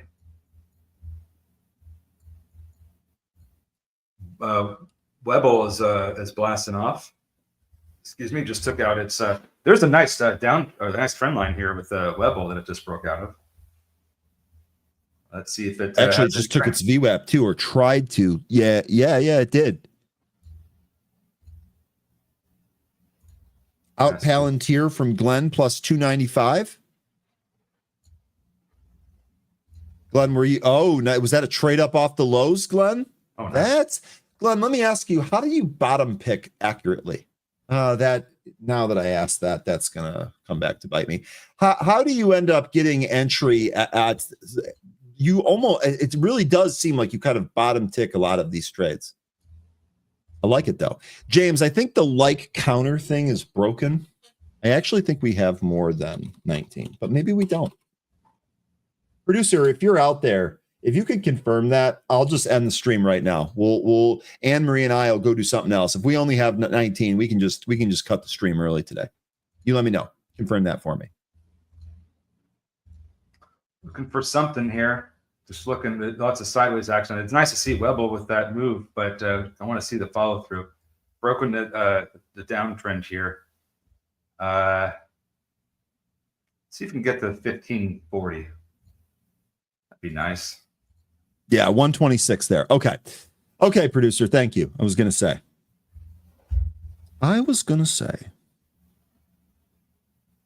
Hey, take care, Kevin. Take care of yourself, Kev.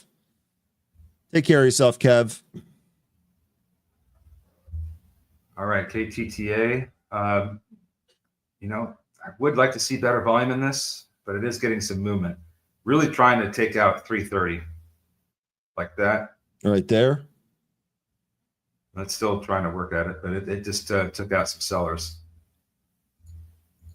Lion mentioning the trade desk here. So remind me again, we talked about this trend line. We talked about the cross of the 20. That's great. I think that we're running out of reasons here to not take a stab at this long, Lion.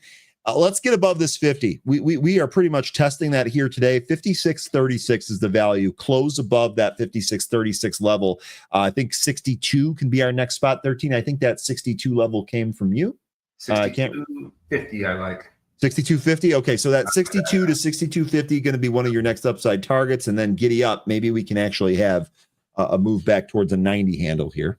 If we do get a rejection around 62.50 and it starts to come back in, watch for the 50-day SMA to provide support. If it does, we'll have a potential inverse head and shoulders here to trade off. Roblox, yes, we can do that. Ryan should go by 7. Huh? It's a Seinfeld joke. George Costanza toys with the idea of naming a future kid 7 for Mickey Mantle. It's a good episode. 7 is not a name, it's a number. 7 beatings a day, 7 classes a day, ultimately 7 years to life. Okay. Amanda here saying, look at that handsome gentleman behind Ryan trying to take a nap. Buddy was actually sick this weekend while I was out of town. My friend was like, yeah, I think I might take him to the vet. He doesn't seem himself. But he seems fine. Maybe he just missed me. Is that the case, little guy? The bird's not here. I don't know what he sees yet. Lion, sorry, I just got totally digressed there. The TTD. I am not in this. I am looking to trade this long. Maybe we'll see what happens if we get it close above the 50. That's coming here today. As far as Roblox goes, if shoot, sorry. Let me go back. Yeah. If this is going to go higher, it's gotta hold above 67 for me. It's you know, a lot of dojis up in here. Like, it's not really trading a whole lot lately. Maybe just on that one day on the beginning of May, but volume kind of fell off ever since then. If this continues to trend lower like it has been since Friday, I really want to see that 67 level hold, because if it doesn't, then I think that we're going to be coming in even more. Yeah, double top is really what stands out to me on this chart, 13. We're also near the overbought level. I sure seem to think, I actually think 67.5 might be a relatively good pullback level. I know we pulled back here to 69-ish already, but let's see if we can pull a little bit back a little bit more here on Roblox. Do have a pretty decent volume shelf in here at about $60. And so ultimately, kind of like Palantir, maybe you'll get back down here, 200-day at 53.48, and then the next really big volume shelf isn't until 40. Yeah, I don't know what the purpose of going long on this is, if it's just for a trade or for an investment. But keep in mind, this company loses over $200 million a quarter, and it's increasing their revenue. So eventually, at some point, it should turn profitable. But yeah. I don't know when that's going to be. Yeah, James, apologize for the Star Trek reference. Please do not apologize. Star Trek, even if you don't like it, that was a great show. And quoting it is... That's good. I just read his comment. That's actually funny. Which one? Name me. Which one? Maybe your kid 7 sounds like the Borg of 1. I get that's actually not bad. That actually isn't bad. Borg ain't winning nothing though. Dustin's asking, did you talk about TEM and I missed it? Yes, we did talk about TEM right before the open. That's TEM. One of the things that we had talked about is that this recent trend line that we added, I think yesterday, is still in play here. The big thing that it has to do right now, close above all these moving averages, and so far so good. So I know we're down here, 2.5%, but we're still looking all right in terms of those levels. 50, we're currently at 52.78. Really, the big one that we don't want to lose here is 50, but we've got levels between 50, 50, and 49. So TEM looking pretty good. We're back testing this trend line. A move above, I would put your next spot here at 58.5, and then maybe 61.30. What was the level? You had some level in a 60 handle that you discussed. I can't remember what the exact, maybe 63.50. I can't remember what the exact level was, but you had one there. Let's see what I saw. Yeah,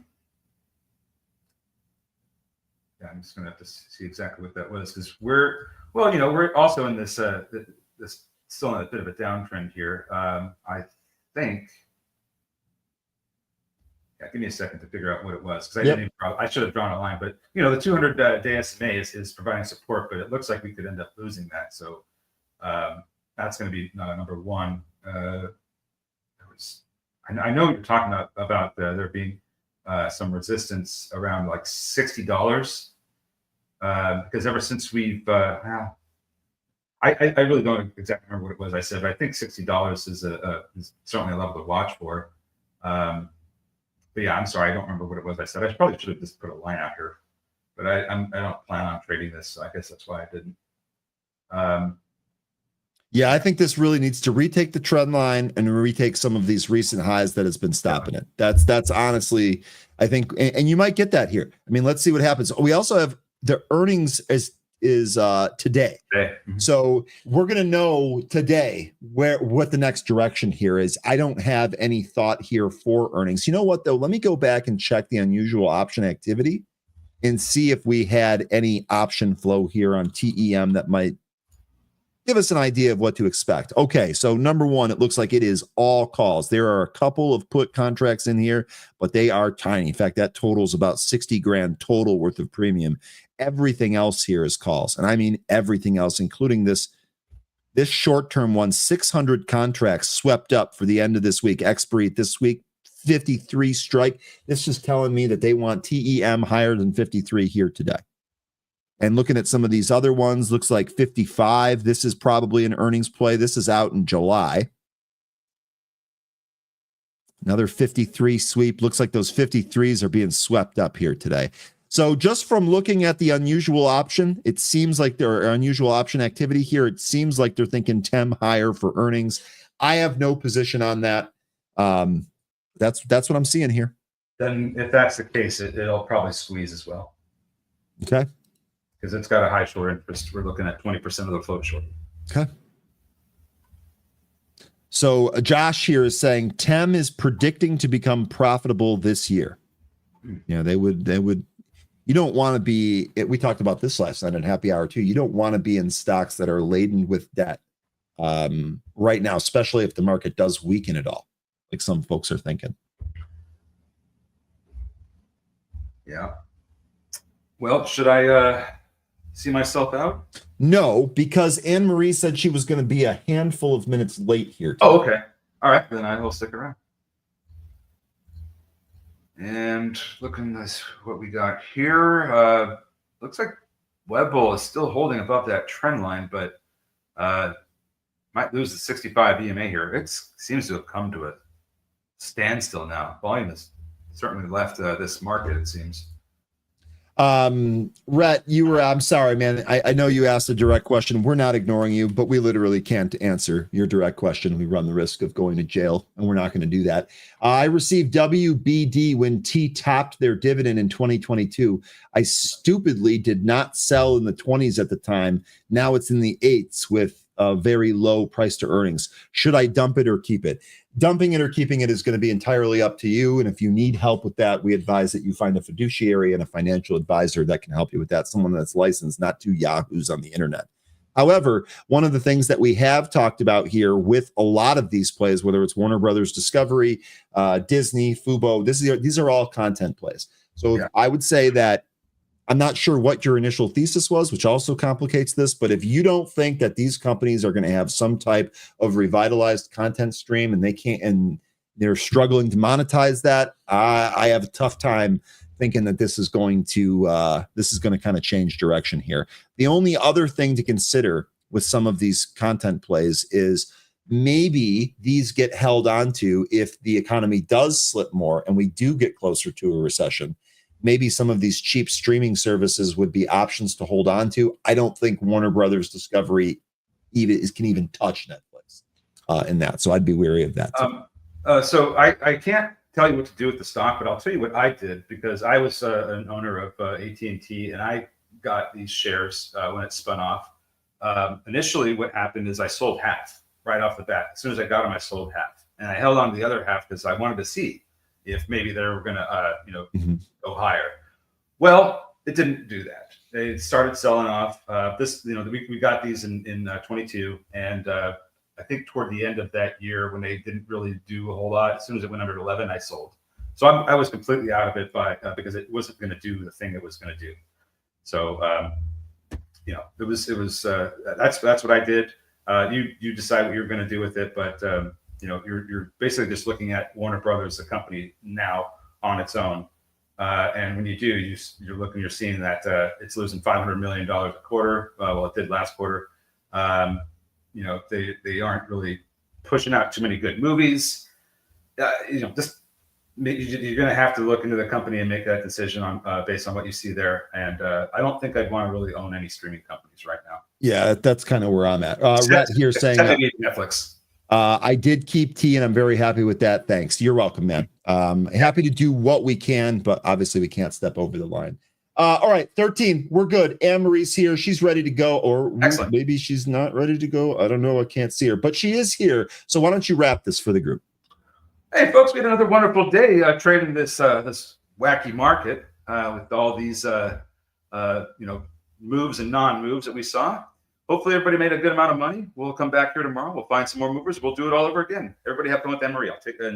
Bye-bye. We will do it all over again, and we will be that much closer to the Fed. 13, thanks very much for your efforts here today. Remember, folks, we might have 13 joining a little bit late yesterday. Don't panic. He'll be here. I'll get you to 13's arrival. 13, take care of yourself. We'll see you on Happy Hour, boss. That is 13. His departure leaves room for the one and only Anne-Marie, who is back. Anne-Marie, how you doing?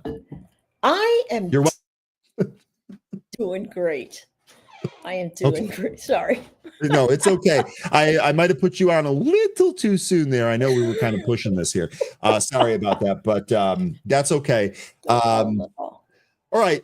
Did you want to share? Yes, you did. Already good. So I don't know if you were available here today. I did over the last 2 days. I did get a couple of suggestions here. So far, we have Let's do Uber and Netflix as suggestions. We could probably also throw Palantir in there. We can go any direction you want. Okay, so let's start with Palantir because they just Perfect. reported. Perfect. And they are down significantly. They're down about 11.8% at this, and we're waiting for the screen to come up, and here we go. So notice, maybe I did this at the Benzinga midday Moneyball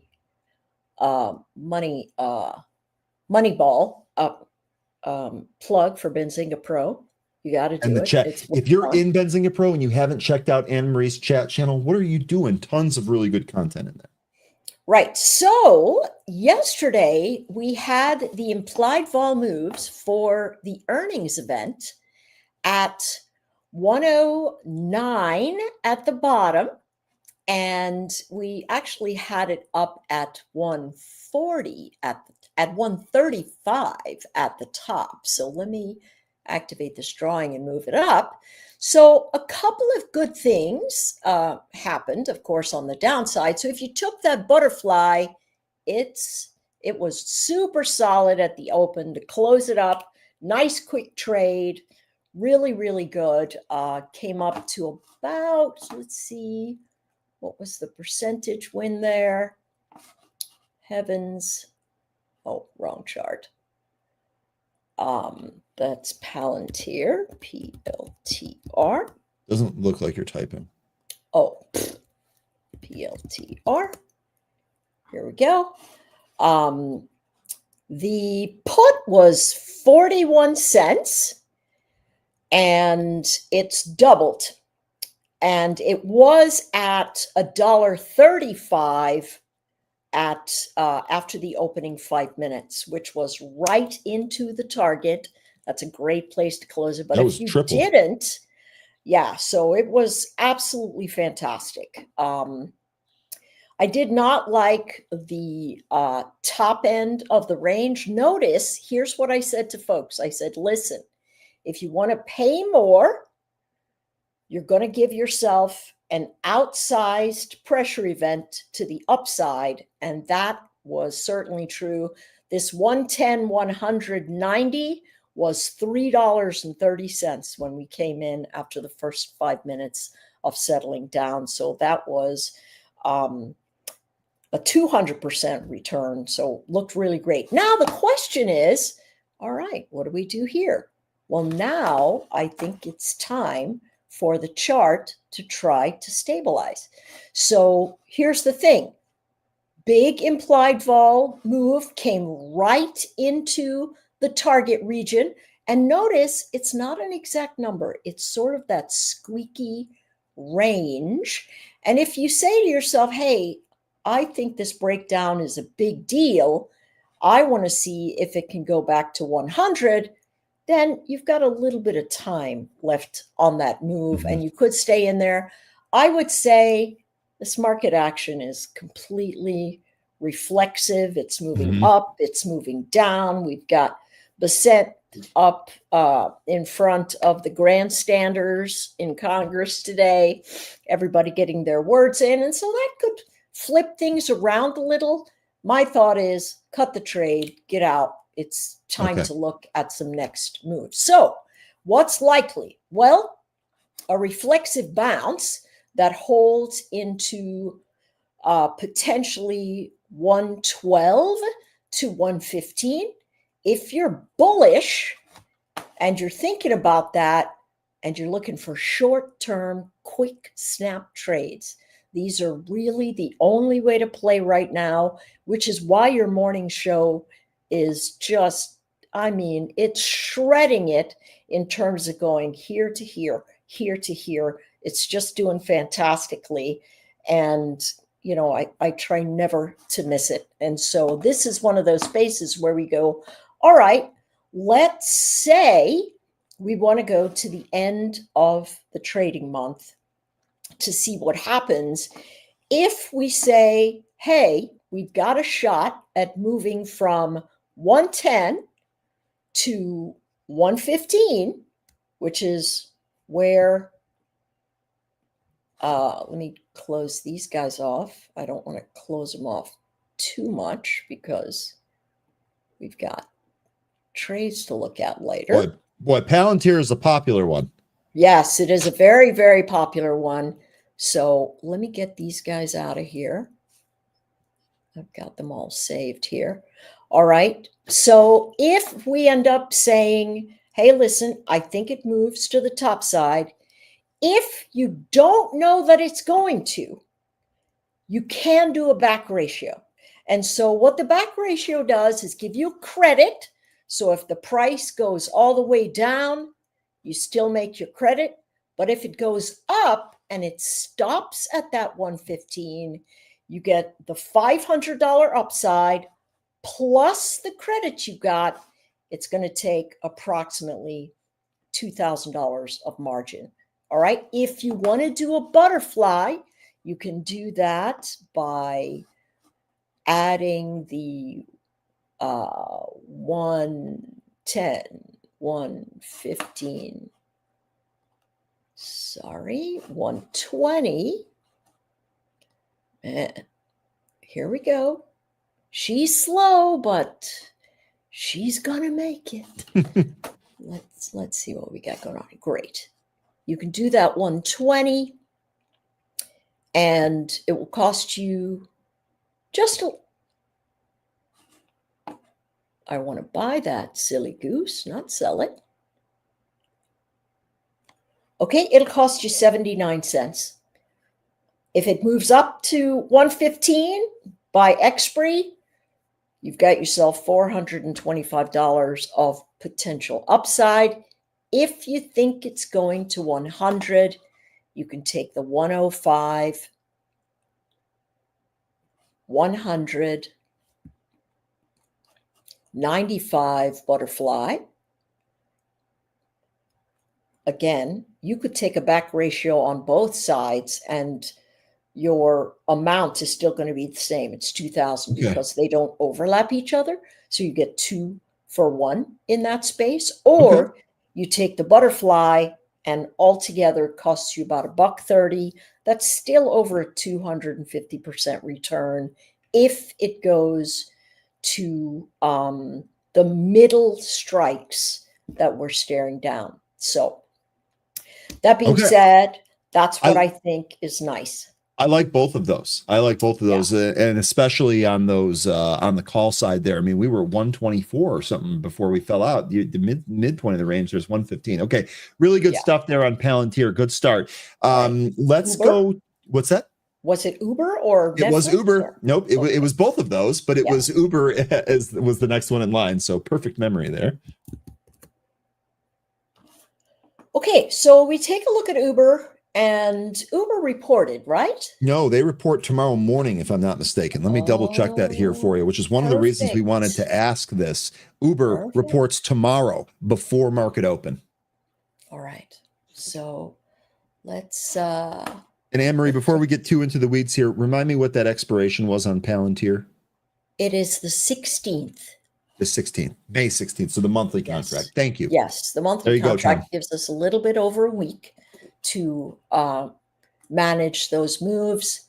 Market's very reflexive right now. And as I mentioned the last time we were on, I do believe that the entire run-up was short covering. And so... it could be that some of us are just running headlong into bullish action, and with Uber, who could blame you? I mean, take a look at this motion. It's just done really well. The question is all of this information baked in before the earnings? And so I want to go through again how you can do this for yourself, how you can set up and move things really nicely. Let's put Uber in the tab here. Advancers to decliners are continuing to try to move up today. That's one of the things to notice. But let's say we can see that the implied volatility is at 106%. Let me change the setup so that it can be a little bit bigger for us. I know it's a little bit small right now, so we're going to change that. We're going to put our look and feel, and we're going to make it extra large. And if we stare it down, that 106% is calling for a $6.80 move. And you can see market makers. If you've got Thinkorswim, it says market makers, $6.10. And then into the 16th, we've got $8. So we're going to use the $8 number just in case. All right. And so let's go back to the chart. Now, once we find that move, what do? We have to go to the opening tick of the chart, and then we add it. So $8 to the upside gives us 93. Okay. Charts are moving a little slow today. And good gravy. We got 93 on the upside, and we have 78 on the downside. So we'll do ourselves a favor and put that marker up there at 93.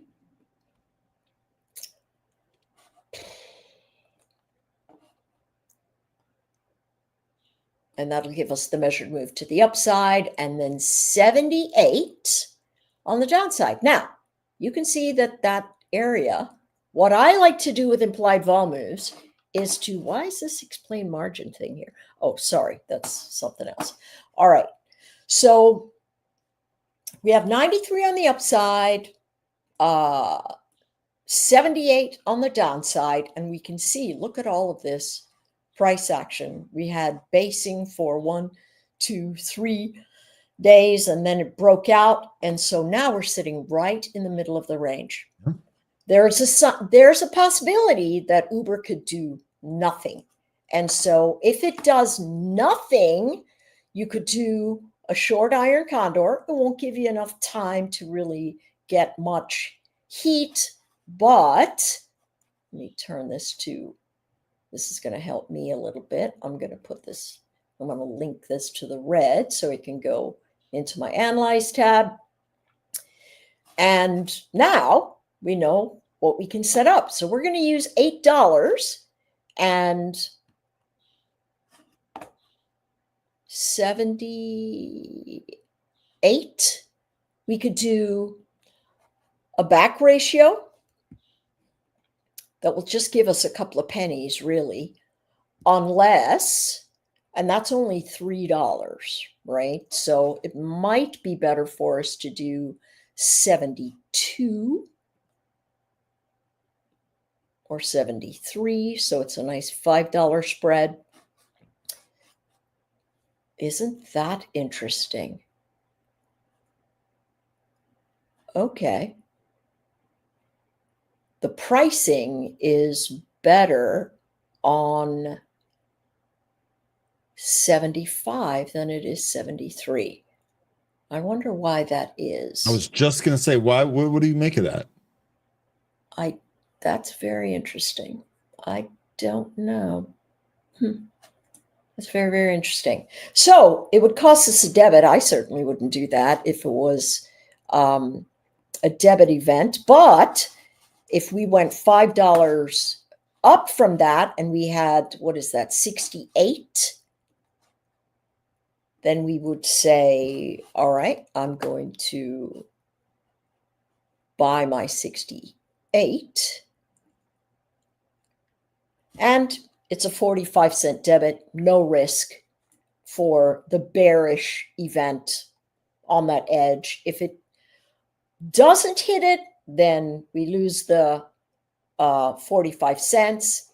If we move up into that 90-ish area, that's a big fat round number. A lot of volume sitting there, we could go 90 to 95 to 100. And that gives us about $1.06 of exposure with $400 of upside in either direction. That's what I would say looking at Uber. If it does nothing, then a fair bit of this vol is going to fall out of here. Now, if you're a gambling man or woman and you say, hey, I want to use the 9th. Let me see what I can get. It's cheaper from the put side. Let's see what it is on the call side. Also cheaper. Pretty unusual here. It's usually more expensive, but that's what you get there. And this expires on Friday. So as soon as it comes in and you get that reading, when the morning opens up, in the first 15 minutes, you're going to have to get out of the trade. You know, one of the things, I'm glad that you mentioned that, because one of the things that I've noticed trading some of these butterflies, in fact, some of the exact ones that you've put on here, Anne-Marie, is that actually closing the trade can take some time. And I've often found that when I have a little bit more time on my contracts, I have a better opportunity to actually get that thing closed. So Yeah. I appreciate going back to the 9th here. I would pick next week's So contracts would instead. I. Yeah.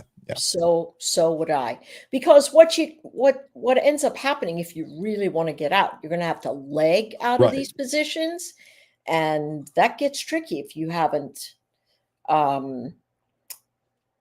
If you haven't done it, it could get pretty sticky in one direction or another. Yeah. So now let's take a look at Netflix. Perfect. And then if we have time, we'll do Adobe. Joshua was asking, what platform is Anne-Marie using right now? Anne-Marie trades on Thinkorswim, which is what she's sharing here. And she is a maven or a part of Benzinga Pro. Yes, I'm very proud to be part of Benzinga Pro. I really, really am. I love being part of the Benzinga Pro family. I really do. So we're happy to have you. We do things the right way around here. You certainly do. You certainly do. I'm very proud. Very proud. So what are we staring down? Well, we've got, hey, listen, they came out a couple of days ago and said, hey, we're going to tax foreign films at 100% or whatever that number was. And it took a nosedive pre-market. And guess what happened as soon as the market opened? It ripped to the upside and closed that gap. Absolutely. And so now we're sitting in a space where people go, all right, did I get in too early? Or is this truly going to be one of those safe spaces?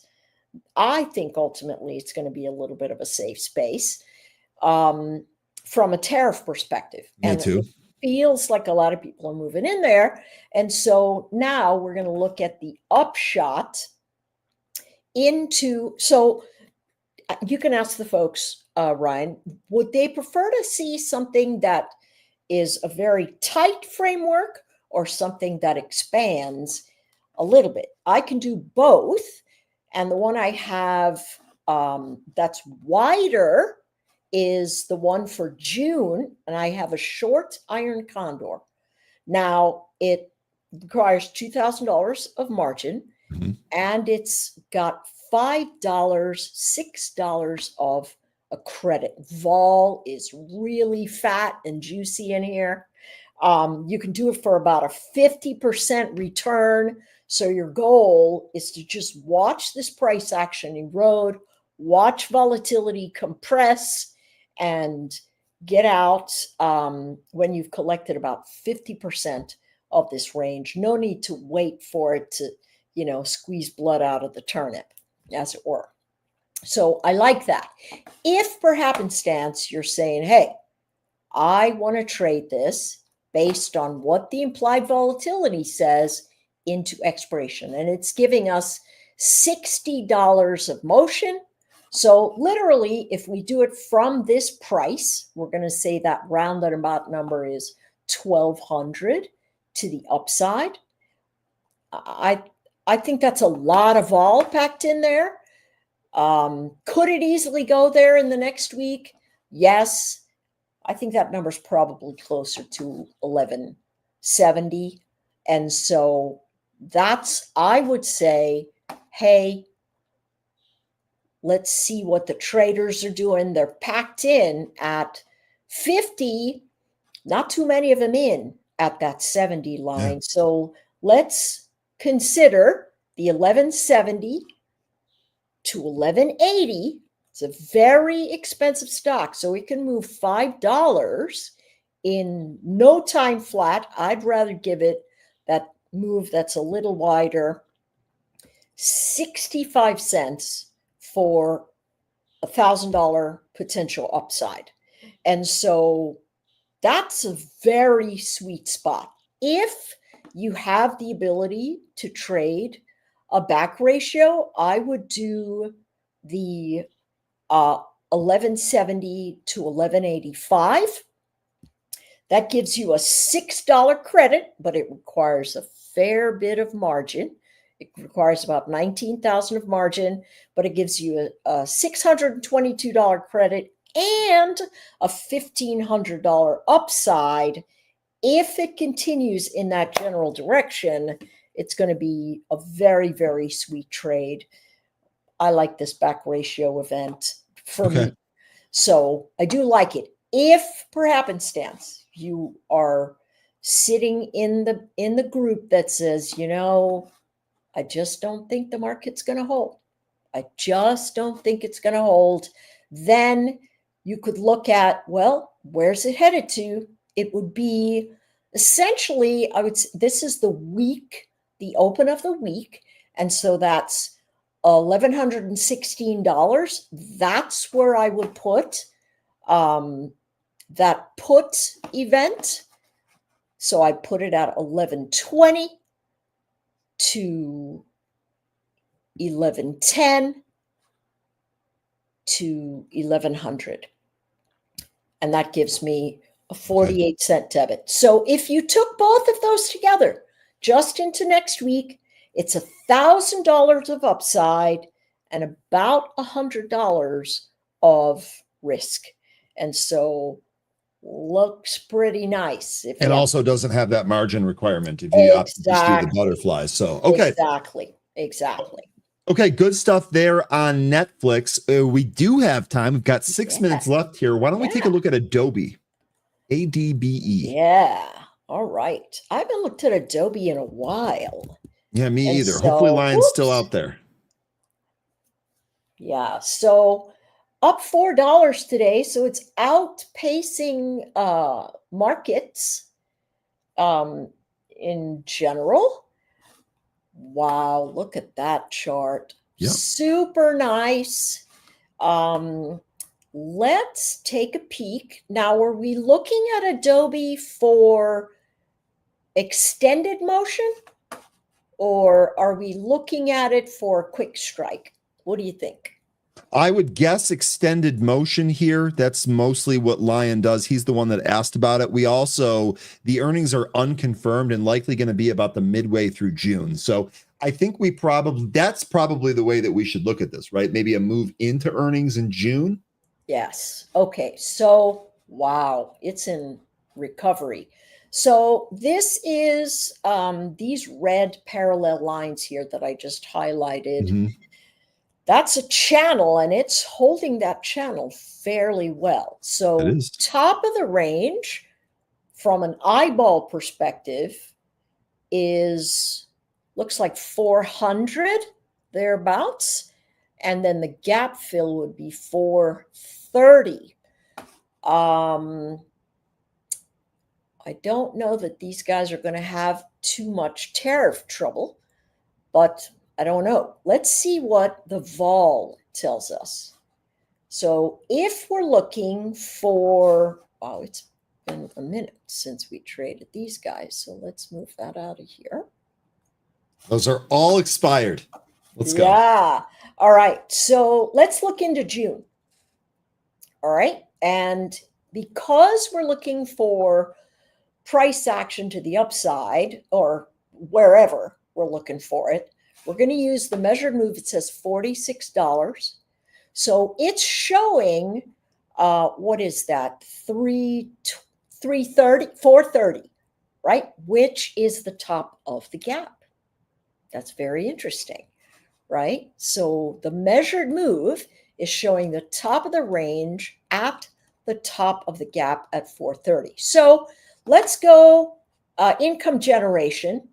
We do 435. We'll do that one first. 440 to 450. This one's going to use 1,000 of margin.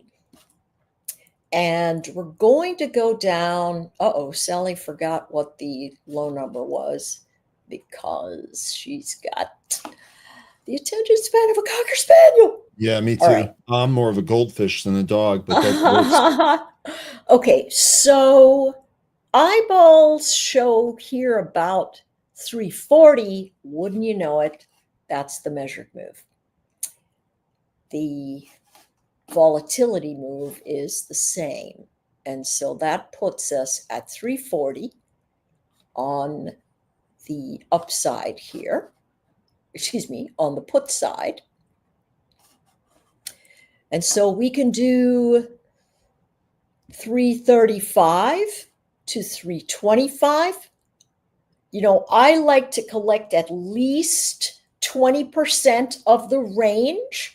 And so this gives us a profit event that I would engage in. 277 is what we're looking for. So let's say that the butterfly shows the edge into the expected move. We want that middle strike to be the move. And so let's work on that. 340 is what we're staring down on the put side. So we go 340.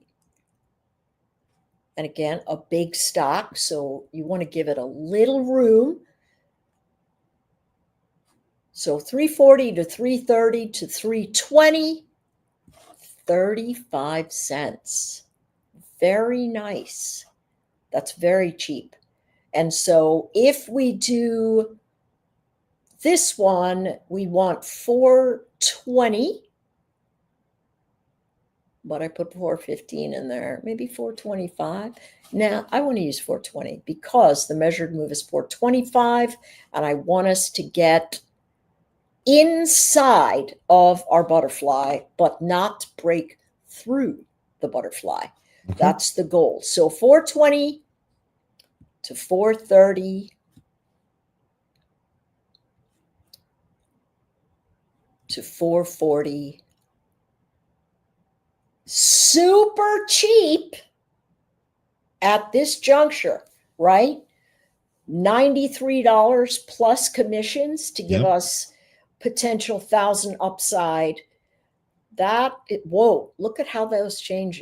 I was going to say, those are changing around quickly. Fast. Those are really moving fast. So yeah, love those. Those were some really good choices. I really like that. Yeah, and speaking of moving fast, that's what we did here today. Covered 4 stocks there in that amount of time. Amazing. Okay, Anne-Marie, we are out of time here. Perfect timing. No Friday, right? So we're going to see you next Tuesday. Yes, I'll be in Chicago. Okay. All right. Hey, you'll be in my neck of the woods. Let's go. Sounds good. All right. Anne-Marie, thanks so much. Really appreciate it. We will see you next Tuesday. All right. Take care, everybody. Bye. All right. That is Anne-Marie. Be sure to check out her chat room in Pro. It's phenomenal. She gives trades like this out all the time. Really good stuff here from the group. I hope that you all enjoyed that. Folks, we've got a Tuesday wrapped up here. Tomorrow, we're going to get that Fed decision. Be sure to hold in there. Until then, we will be back then. Stay green, stay safe, stay focused. Thank you, everyone, for all of the likes and all of the support. We will catch you